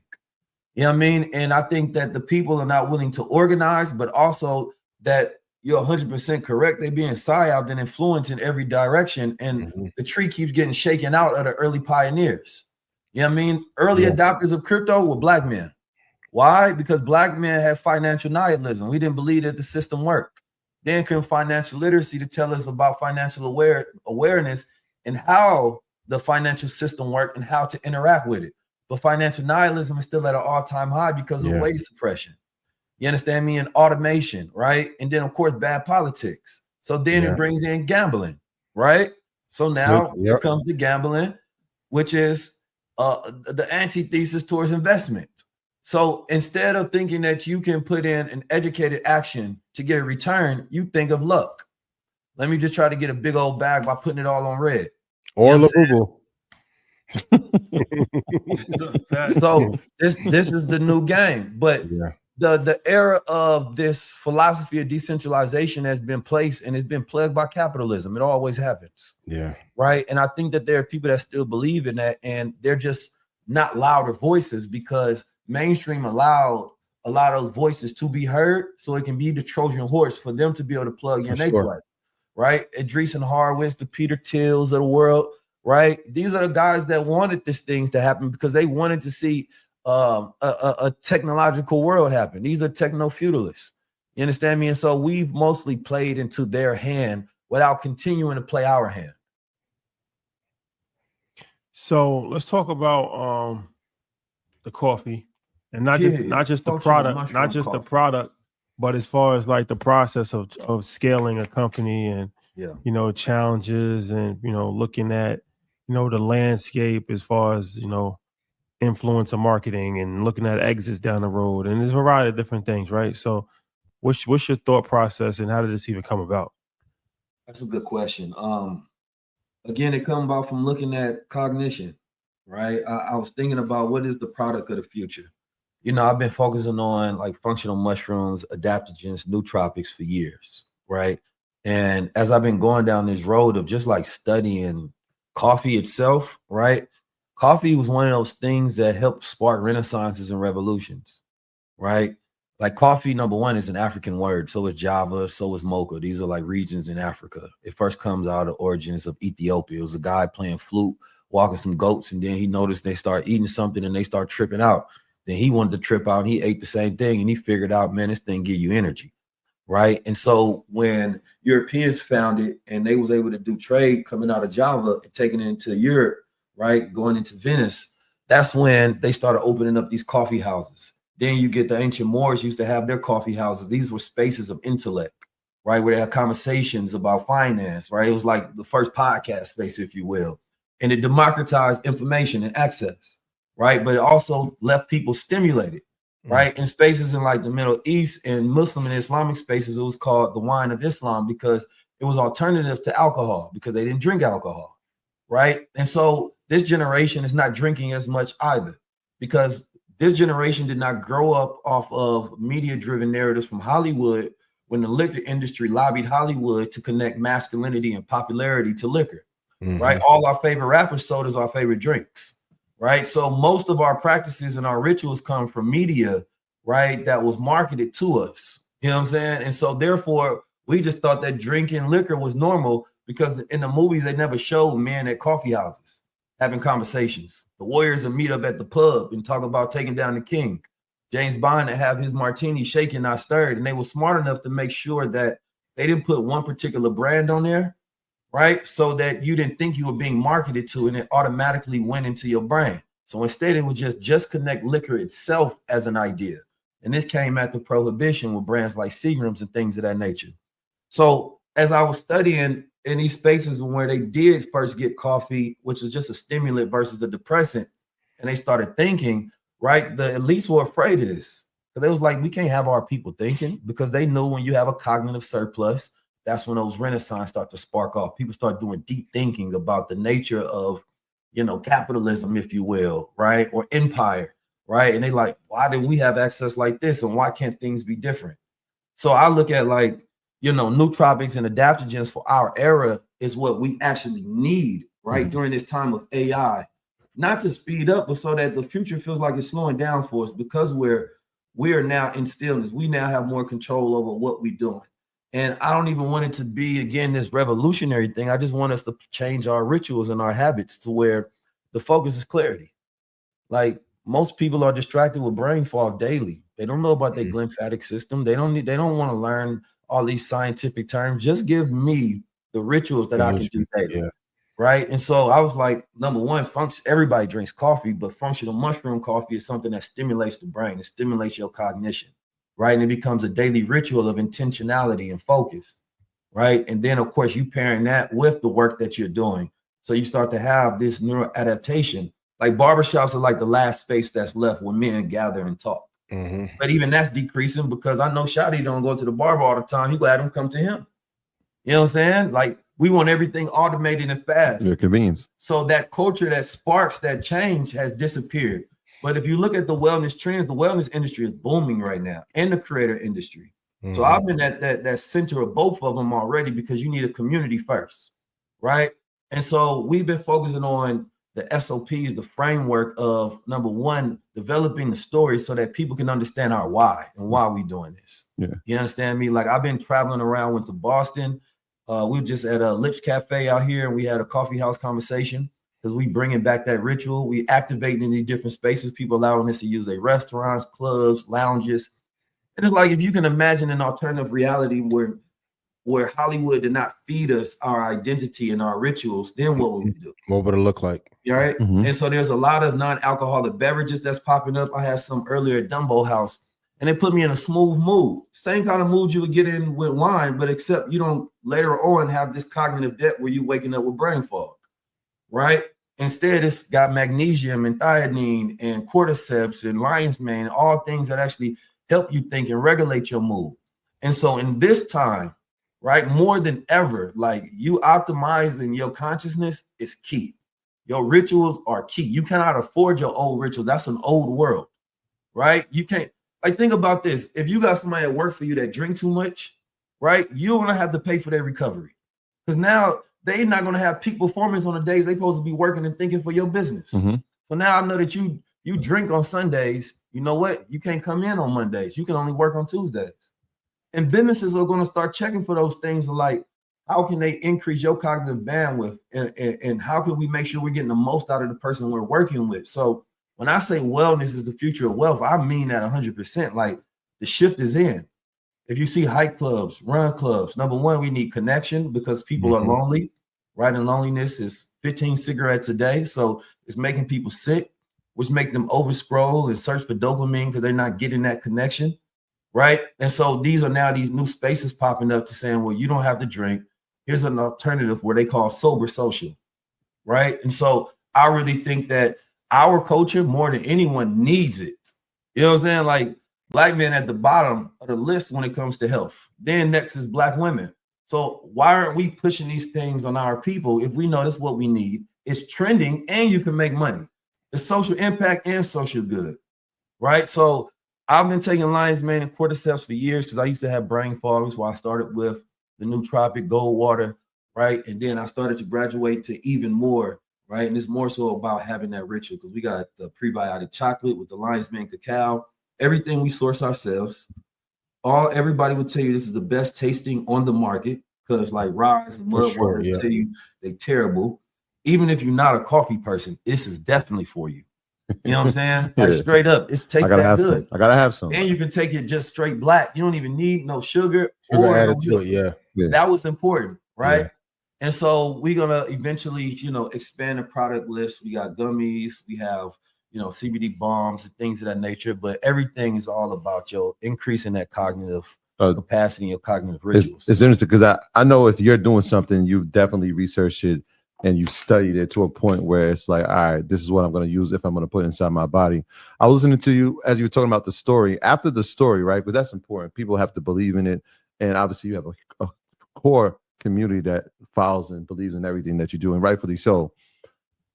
What's the next plan for it? Is it to say, hey, we're going direct to consumer? Or are we looking to be in retail spaces? Are we being in select shops? How are we getting this out to the public? So right now we're going direct to consumer and we're going to a retail shop. So in every activation, right, our goal is really to be able to work with these spaces that we activate, right? We were just at the last cafe. They are willing to switch out their current supplier, right, for us because number one, it tastes better, right? And they believe in the brand. So we're putting down, foot on the ground, really like flying out to each one of these spaces. And we're starting this off as a community movement, right? And that community movement, of course, allows us to build that trust with our customers. You understand me? And not only that, right, the clientele base that will want to order it wholesale as well, right? Because Supermind brand is not just coffee. It's teas, it's coffee, it's going to be apps, it's going to be wellness events, et cetera, right? It's this whole renaissance that we're building out. And so I think building it that way, we get a loyal audience. Like we even have subscriptions. Right? I was going to say subscription model is part of it. Yeah, subscription model is heavy. And even like having a media component to that. Eventually we want a Supermind show, right? To where it's entertaining, it's educational, right? Because right now, creator media has to evolve to where you're building out a world, not just a brand, right? And so for me, we now develop like world building profiles for the brand.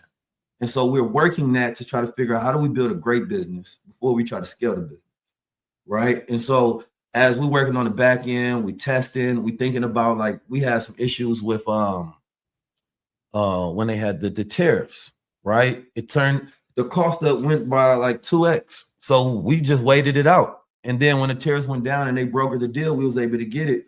And now I'm thinking like I don't know what will be the future, right, of supply, right? So I might have to go take a shotty trip. You know what I'm saying? Go make sure I go speak direct to connect. You feel me? But then we also thinking like, okay, what if something does happen? Let's make sure that we have a surplus, right, of bags and things of that nature that we just sell on the side. But I also want to continue to transform the product. So I'm gonna have to go out there myself, right? So I can get that customizable look that I want. So when I'm building a company, I'm thinking it as a media company, I'm thinking it as an events company, I'm thinking it as a wellness company. The creator-led, which is now the benefit, because people used to say, don't put your face out there. Now it's a benefit because people want to know who they support. They want connection. You know what I mean? They don't just care if it's popular and they see it everywhere. They got to have a reason why. That's how Gen Z shops. Yeah, it's the story. Yeah, because we've helped fund people that we don't believe in for years. And if they would have put their face on it, we'd be like, I'm not buying them. But if you put my brand next to somebody you don't like and it's the same exact brand, I'm going with Keys. You know what I'm saying? So we're making those kind of decisions as consumers now. So for us, it's about having all of that built into the business at the beginning. For those who are presented at Investfest and want a chance to win the $125,000, can you walk them through the framework for how you pitch a brand and product? Because I love what you did. Like you started with historical data, then you went to empirical data, science-driven, how it benefits you. But for those who may not be as charismatic as you or great as an orator, what are some frameworks you can give them to help them win? And for everyone who's in the pitch competition, you should go back and listen to his pitch for his product 5 times. Master class in how to introduce a product, because most people will come in with benefit. It's better than Starbucks or Folgers because of this reason. But going back to the history of the product was key. Can you tell us more about how to establish a framework like that to make their presentation stand out? Yeah, I think it goes into it's funny. We had a girl that came to an event last year at Investfest. We had did like a pre-event for high-level club members, and she was about to pitch. And that was one of the things we was helping her with was communication, right? Communication is still number one skill set on the planet Earth that's needed, especially with a society who don't know how to talk to each other, right? And so for me, I know how to speak in different tones and references, but I always go to passion first. I think when you're passionate, you can speak about anything in a way that makes people believe. You know what I mean? But passion comes from a true place, right? So I can talk about numbers and things of that nature, but passion is infectious. Yeah. Right? It's how you make me feel when you're speaking and how I feel when I'm listening, which then is associated to the product that you're selling. So now if I feel this way, this is how I'm gonna feel about giving you money. Right? But let me know that you have a good reason why, because the more passionate the founder, I believe the farther the business can go. I agree. Right? And so I think you should focus on what makes you passionate about the business in which you're doing. Then second, focus on like we have somebody that we know knows what they're doing. They know they're solving the problem. They know they have the solution, and they know why they're the right person for the job. You know what I'm saying?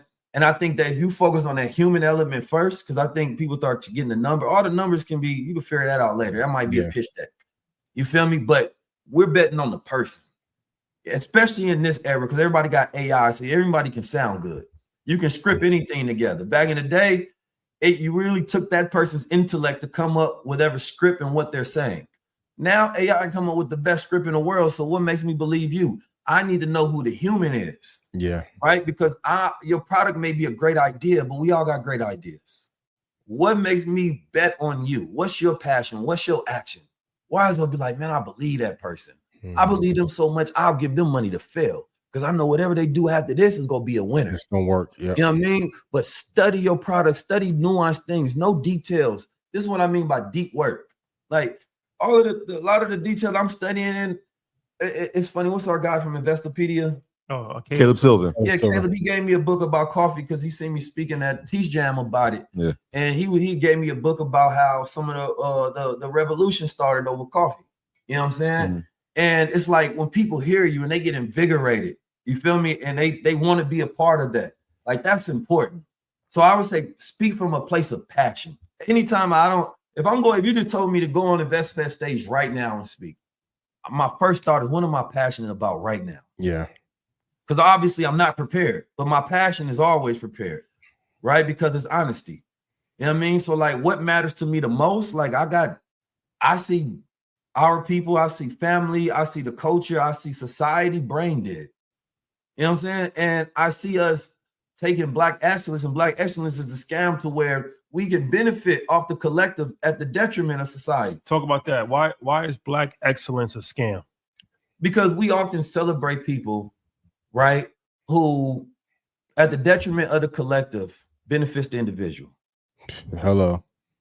Right? Like if let me just be 100% real quick.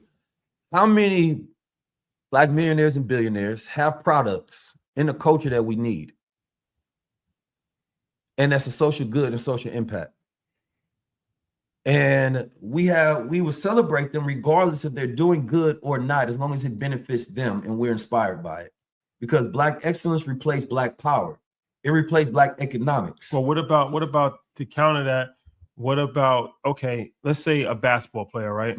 He's made hundreds of millions of dollars, and he may not be, quote unquote, providing a service that is a tangible good for the community. Yeah. But he's up hundreds of millions of dollars, so he's able to pour into the community. Yeah, because I want to add to what he's saying, because I'm with him in line. Is there a difference between excellence and opulence, right? Because opulence would try to imply great wealth, where excellence means very good or great at. Well, I think that for us today, Black excellence is just Black capitalism. The more opulence. Is that a problem? It's a problem if it doesn't have a social impact, because we're celebrating somebody who looks like us, but they're doing the same thing as they other don't give anything to the community that we say are robbing and taking advantage of us. So if you make $1 billion off giving a bunch of Black men bad contracts, and a white man makes $1 billion off of giving Black men bad contracts, they did the same exact thing. You know what I mean? But we will say you the enemy and say you my friend. So I think that it's no reason. This is the reason of it. There's no reason not to do social good. Do you believe in capitalism? Yeah, I believe in social capitalism. What is social capitalism? Yeah, I mean, to where you can make a good impact and make money. You At can the make same social time. good and make money, or at least That's try the to only balance it to some kind of extent. But I believe that we lazy with our capitalism. Yeah, You know what I mean? It's only self-focused. Yeah. Are we lazy, or is that the American way? Well, I think it's The American way is broken. I want to speak for Keys, but the American way is broken, especially for our community. What does it mean to be American? You know what I'm saying? it means the right. I'm just talking strictly on financial. Like, debt to GDP is the highest it's ever been, and the greatest economists in the world cannot figure how to reduce it to get it back to normal levels of 100% of 1-to-1 debt to GDP. and again, I mean, you know, we all celebrate it because we all love to be inspired, and I think sometimes it's not intentional. You know what I mean? Sometimes people get in a room and they get access to a deal and they put their name on it, and that was their greatest opportunity. It's more so about what you do after you get real money.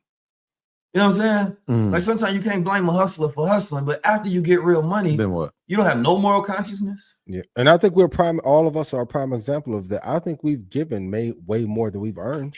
Bro, when I did my tour, it cost me 6 figures to do the tour. You know what I'm saying? And if we being honest, it didn't make that much money at all. And I gave away money. You know what I mean? Because I wanted to build out the brand and I wanted to connect with the people. Right? It's not that hard to do good. I think we make it seem like it's some complex mathematical thing you got to figure out. Y'all do good all the time. All right. Do you think most entrepreneurs are good people? Because I would venture to say most people. At what income level? Most entrepreneurs are doing good for the greater good. Even if you're producing nothing, you're still employing somebody. So I would venture to say, especially Black entrepreneurs, I would say the vast majority of Black entrepreneurs are doing good. I think we focus too much on a small minority. What does doing good mean? Employing people, putting money back into the people employing people outside themselves. People generally spend money with people that's similar to themselves. Generally, the problem with Black people is that we don't have any money. So we got money. No, we don't have an economy in which we circulate. But we don't really have any money. Well, because of our habits. Well, not only that's a whole nother conversation. Wait, but who are we employing though? Right, like okay, so let me finish. Oh yeah, yeah. So you talk about Black billionaires, right? So the Black billionaires that come to mind to me is Robert Smith, where he's poured into a lot of Black companies and then a lot of Black initiatives and a lot of things that support Black people. Don Peebles, he's cross-collaterally worked with other Black developers in real estate and has mentored other real estate developers. This is things that we know personally. So Dave Stewart, I think that it's you said Dave Stewart. Yeah, talking about Palantir. No. That's you talking about that's Dave Stewart. Yeah. You talking about Alex Cart? Alex Cart. I think it's a misconception. Why you keep going? I want to hear the rest of it. we 13. We lost a few. We have Tyler Perry, whose his words has made more Black millionaires in Hollywood than any other studio. Has employed 5,000 people in any given day. We went to his studio. We've actually seen this. He's the first person to give Cicely Tyson $1 million. He's paid Taraji P. Henson more money than she's ever been paid. Okay, now we go to Magic Johnson, who will be at Investfest. Get your tickets, please. Who put economic development in inner cities when nobody would. Magic Johnson Theaters in Harlem. That's a fact. That was the first movie theater in Harlem. To my knowledge, it might be the only movie theater in Harlem to this day. South Central, all over. He put Starbucks in all Black neighborhoods. So these are people that is economic development as far as just from the standpoint of people working and having the ability to collect the paycheck, right? That stimulates the economy on a certain level. Then we go to Jay-Z. He said, I made more millionaires than the Lotto did. Wow. They ain't made millions. Big made millions. They ain't made millions. It's like Beans made millions. Okay, his track record. You gotta look at Rihanna. You gotta look at LeBron James, another black billionaire who's empowered Rich Paul, who's the one of the number one sports agents in the world right now, who's empowered Maverick Carter, who's become a multi, millionaire on his own and killing it in media. The list goes on. Here's the thing. The list goes on. What you spoke about is black opulence, right? So here's the thing. No, that's not black opulence. That's black excellence. That's great. Black no, that's not letting me go though. Not right? Because what you did was you highlighted black opulence, great wealth, right? What you said was all black entrepreneurs are doing good because I said all. I said majority. Majority. So then even better. So even majority. When I'm asking who do we hire, we know the statistic. 85, if not higher, % of black entrepreneurs are solo entrepreneurs. No, they don't hire anybody else. If you do hire somebody, you're gonna hire a black person. If you're a black entrepreneur, you do hire somebody. 9 times out of 10, that person that you hire. How many people can't even do that? The majority of black entrepreneurs can't do that. Right, but that doesn't make them bad. I'm not saying they're bad. That doesn't mean that they have bad intentions. I'm not saying they're that. struggling financially. Exactly. That's but there are things you can give without I think what Keys is trying to highlight. I don't want to speak for you. I don't feel that for a guy that don't want to speak for you. No, he's good. Ian has a very radical side to him. Yeah, but I just think there was no systemic investment into the community. Why did it take for me in this show to come about to even give the secrets on investing? There was other people who could have did it. I talked to them. They flat out took some at conferences I met. They didn't want to do it. So I think to what Keys is like, it's great for some to develop and build businesses and enterprise, but it doesn't feel like from 2019 going back to 1990, there was a concerted effort to share the information that was needed in order to ascertain wealth. Yeah, fair point. All of what you name is black capitalism, right? But it's not black power. There's no economic center. There's no institution that comes out of that, right? There's no mass social impact that we can count. All of our statistics continue to go down and down and down. But because we can point to the few, right, it excuses the social good that we should be focused on. It's a reason why you can look at individuals who create massive impact without having a lot of money. And it ain't about the money per se. If we make money the measurement, then of course those guys are gods. You know what I'm saying? But if we talking about morals and consciousness and the value of a better society, the quality of life for the average human being, no, it's not getting better, right? If we look at, just black people, period, black men, period. If you know that black men are struggling with mental health, having the highest rate of disease, suicide, depression, anxiety, would you then come out with a product that adds to that? That tells me you don't care about them men. What product are you referring to? Any product of liquor, any product of gambling, any drug that you sell, any content that is meaningless without any meaningful agenda in it, right? That can stir the mind to think.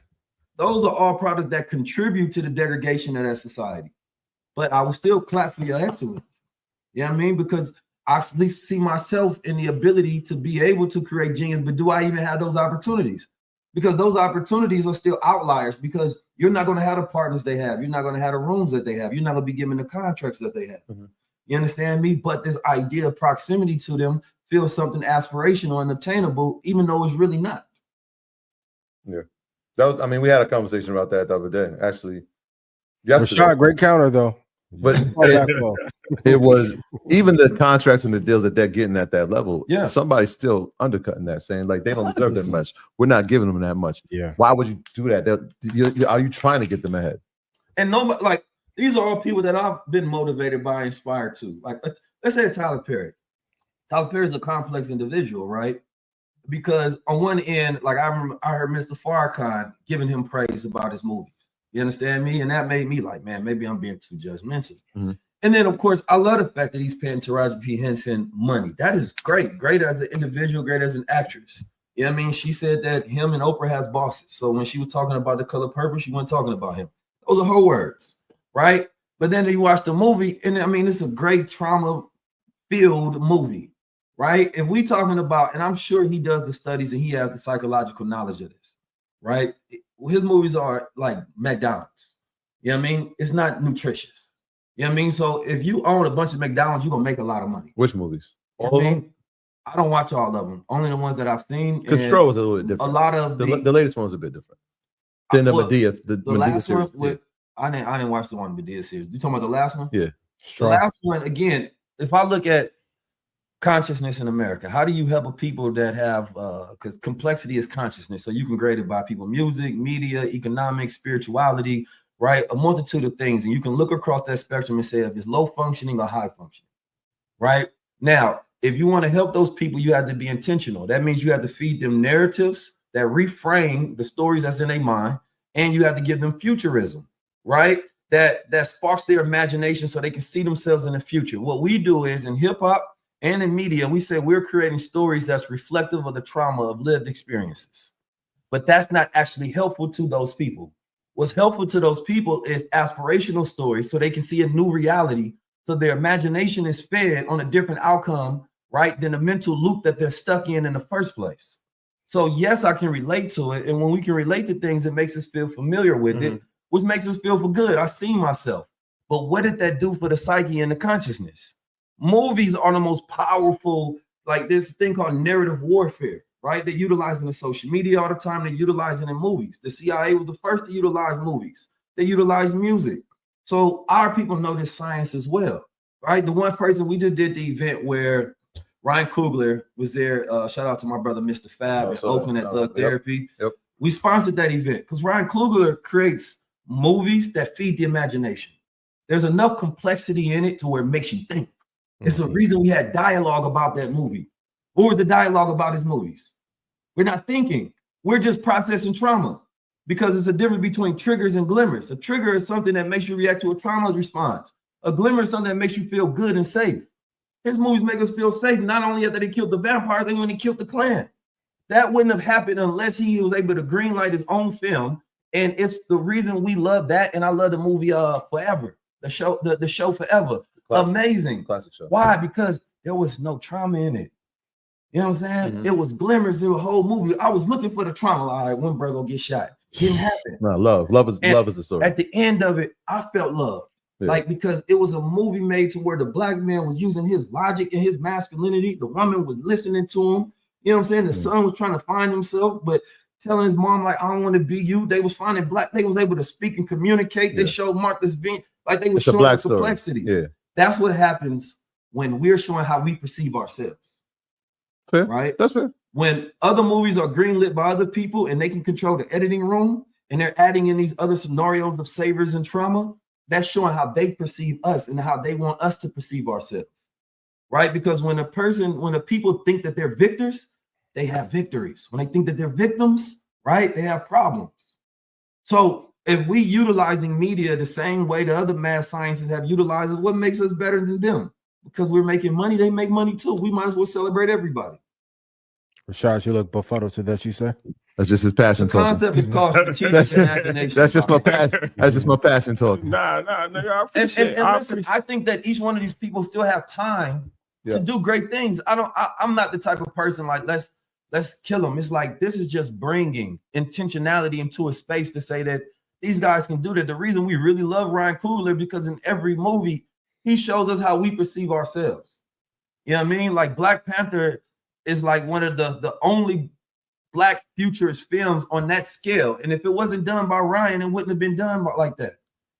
He's a guy from Oakland, so of course you know. I just knew you was gonna throw that part in. Man, but even you know that strategic imagination a certain way. His directorial debut was based on trauma. Yeah, Fruitvale though. That was based on trauma. It was about humanizing the trauma. It was about the story of the human, not the trauma. Yeah. You know what I mean? That was the first movie that made me cry when I watched it, because I seen my brother, I seen myself. It told the story of who he was. So those not familiar. It wasn't about what happened to him. If you haven't seen Fruitvale, the story of Oscar Grant, go see it. Yeah, that was an incredible story. I took a whole group of kids to see that movie. You know what I mean? Like that movie hit me different. And if it wasn't made by us, it would have just been about the trauma. No, it was about humanizing the man. Black man behind it, because we hear stories of trauma all the time. Yeah. But who are these humans? We're so dehumanized, we calling each other YNs. And if you're a YN in society out to when something happens to you, you're not a human, so I don't care. It's the same thing they do to Ibrahim Traore, Idi Amin. They first run a psyop, dehumanize. So when something happens, we call you a predator or something. Now nobody cares. So if we're using media in that way, and you went to media film school, you learned all the psychology, you getting all this, that means I know you're doing it intentionally, or you can't do it any other way. So that means you have a boss that decides the final product. So why should we celebrate it if it's not really your interpretation of us? 19 keys. High level conversation for high sure. level conversation. You'll be at Investfest. That is a fact. Oh, it's gonna be something different. I want to say some things, but I already stirred the pot a lot. Time out, because I know what. Yeah, I'm with you. Get me into these high levels. The last time you was here, you had the cape on. You know, you feel me? Any sneak peek of things that you got to get off your chest at Investfest? Or anything you excited about? Oh my God. Expect the unexpected. The world's about to end, so I'm doing it all. You know what I'm saying? Listen, man, they outside better this bold. way too. If everybody else is outside bold, what are we afraid of? They doing a big one right now. I'm just saying, like, do we think we get another? I feel like we only got 1 solid year to get this shit together. You're giving them one. I'm giving us as a culture one. I think maybe one. Other people have more. We can't have the same time as everybody else if they got more wealth than us, more position, influence, power, and health. That means we have less. So every time I hear those studies, they talking about what the time they had. They're not talking about our time. You know what I mean? Like last year at Investfest, I talked about solar cycles, right? And solar cycles are 11-year cycles that the sun goes through. It goes through minimum cycles, then maximum cycles of electromagnetic energy. And essentially, we are in the maximum cycle of a solar cycle. Now, each one of these cycles is like one of the greatest trackers of like financial collapse, right? Booms and things of that nature. You can track it over the last 100 years, and it's eerily similar. You understand me? Accurate, right? And so July is the spark of the maximum cycle, maximum peak of that solar cycle. This affects heart palpitations. This affects, like Elon Musk has been trying to retrofit his satellites for years, so that when this electromagnetic activity hits Earth, it doesn't affect them. Every time somebody say you're going to see aurora borealis is visible, that's saying that the sun has just beamed us with more electromagnetic energy. So it's one of those things you can actually use if you study in the cycles and the financial cycles or social cycles, because during these times is great unrest, but it's also times of technological advancement, right? And so it's a time of great conflict. Right. So, you see a heat wave is about to come in July. Right. And so I track these things because our ancient people always studied the cosmos to understand harmony. We try to live life of balance. Balance is walking a tightrope of tension. That's what capitalism keeps us in balance. But harmony is understand cycles and patterns. So there's no friction. You know when to do and when not to do. People don't understand their financial cycle, so they overspend in times they should be saving. Right. And so when you live in harmony in life, right, then that's when you have your overall health right. You know when to wake up. Like the 9 to 5 was created so that you can get the maximum amount out of men, because men have solar cycles and women have lunar cycles. So our energy peaks between a 24-hour day cycle. So a 9 to 5 is so that we can maximize labor out of men. And then they put women on plan B so that they can decrease their hormonal cycles and then we can get the most out of them. So now we're going to have to go into this era of humanism to where people get back into being in harmony with self, and we're able to get along with each other, right? But everybody's cycles is out of tune. You might not understand why you're not getting enough sleep, and that's because the lunar phase has an effect on the water, and that connects to your cerebral brain fluid, which affects your sleeping patterns. You might not think it's that deep, but every goddamn person that studies finances and they got all these big AI computers and Nvidia and governments. I didn't get this study from myself. I got it from their data. Yeah. You know what I'm saying? And so they made us think that consciousness was stupid. That was the greatest psyop they ever played in the world, to make us think that thinking was dumb. Think about that. You trying to be cool, you trying to kick knowledge. You know what I'm saying? Like that was the psyop that they put in the movies. They made us literally think that thinking wasn't cool. And instead, what they showed us drinking 40s. They showed us drinking. They replaced our intellectual rituals, you know what I'm saying, with dumbed down nigga shit. Trying to kick knowledge. Yeah. No, I'm trying to kick that shit you need to learn, though. That's a fact. That ether. The shit that make your soul burn slow. Shout out to Nas. Shout out to Jim Jones and Nas, man. Jones playing narrative warfare with the world. Narrative war. Straight up. Narrative Shout out warfare. to them brothers. Narrative warfare gone wrong. Hey, let me ask y'all a question. Do y'all think y'all at the point where you can tell what's AI and what's not? You got something? No, that was just a question I had asked. So I put this up and I asked the people, can they tell which one is real? One is AI, one is voice not. or picture? This right here is a picture. I think, but I think this is the AI picture. I would say this is the AI picture. Let's see. Can yeah, Ian, can you see that, Ian? Oh, you probably can't. No, I can't see it. You can't see that. I'm gonna text it to you. Yeah. Which one is it? I'm gonna go B. B is AI. Oh, you can look at my high level club on my Instagram. You'll see it's the last post. So let's see what percentage of people. 135 people said left, 121 people said right, 48 people said I don't know. So those are scarce stats regardless. Yeah, we don't know. Right? 48 people just don't know. Yeah. Right? And both of you all are taking a guess. Yeah. And trying to figure out which one it is. So we're at that space, regardless of how it goes, that is indistinguishable from being real. Yeah. Because you can't be 100% confident anymore. That means we don't know what reality is. And that's why I think like streamers are winning right now, because that's reality social. Right? When we have reality TV and we're going to go into hyper social to where people want to feel and know things are real. Right? But right now, we're at that point to where the boomers don't know, the millennials don't know, the Gen Z don't know, Gen X don't know, betas don't know. You know what I mean? So we have to be careful with things right now because cognitive security is the most important and most dangerous threat to our culture right now, the manipulation of our beliefs and identities. That's a fact. And it's easy as ever just to put something on Instagram and just people just run with it. It's no truth to it at all. It's not even real. It's not, but it's like reality social. So we got Ian said right. Both of you all two said left. Yeah. So the answer is left. Left is AI. Left is AI. That's what it just looked too perfect. Yeah. That's why I said it. It looked. The pictures are tougher. The voice is a little bit easier to. The voice is easy to detect. Yeah. For now. For now, right. Until it's getting better though. Right. Exactly, because it learns its flaws. Right. Nikki posted something where she did a full video. I think it was. I watched that. Shout out to Nikki Saunders. Shout out to Nikki. It's getting close. It was really good. There was one voice piece that I was like, all right, nah. And one lip sync part, but But it was pretty good though. The brain is the battlefield of warfare, right? This is what NATO said on cognitive security. They're not telling people this. Yeah, I mean, but this is the one thing that they're afraid of the most in this AI world, right? These new hacks that come.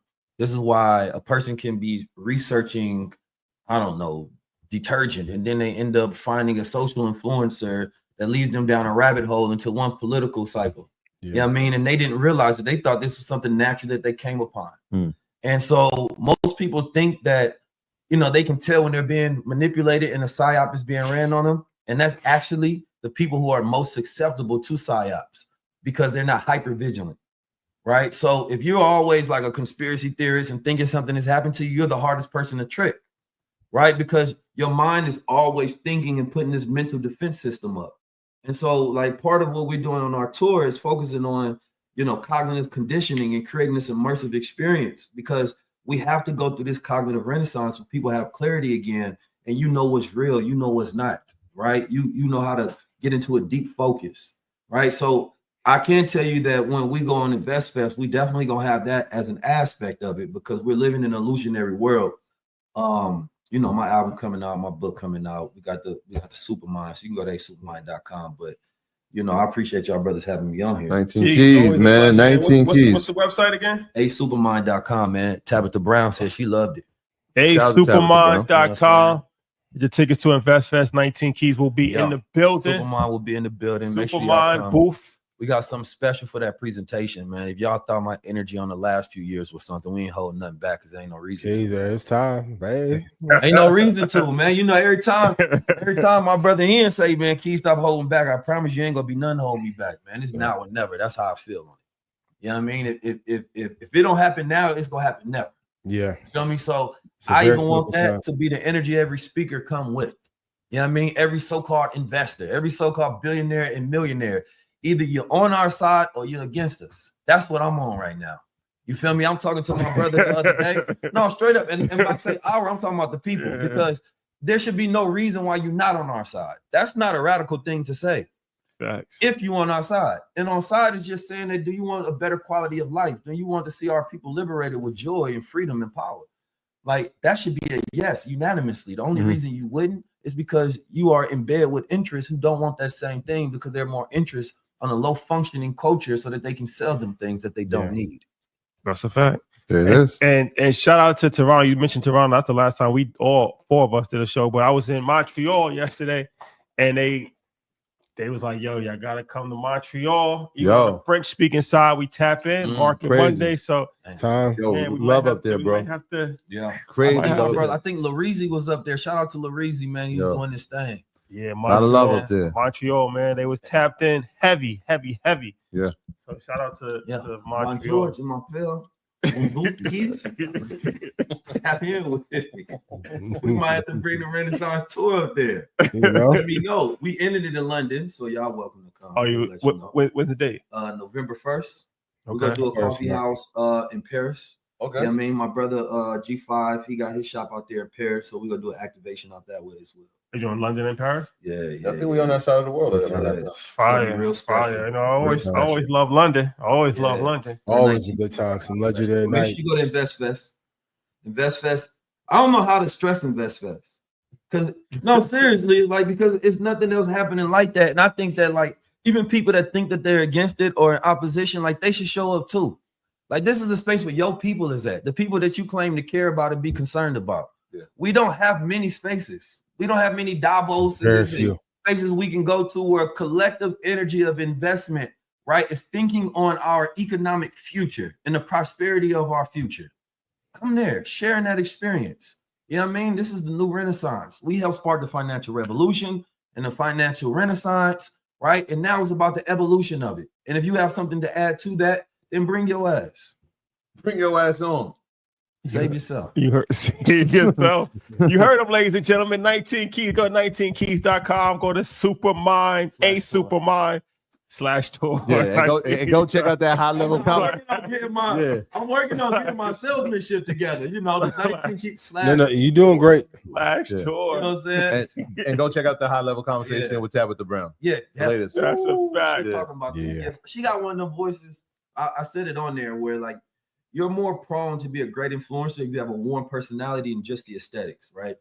And she has, like, the warmest personality of all influencers in the world, right? Yeah. And I'll give you all a tip when it comes to communication, because I've been putting together my masterclass.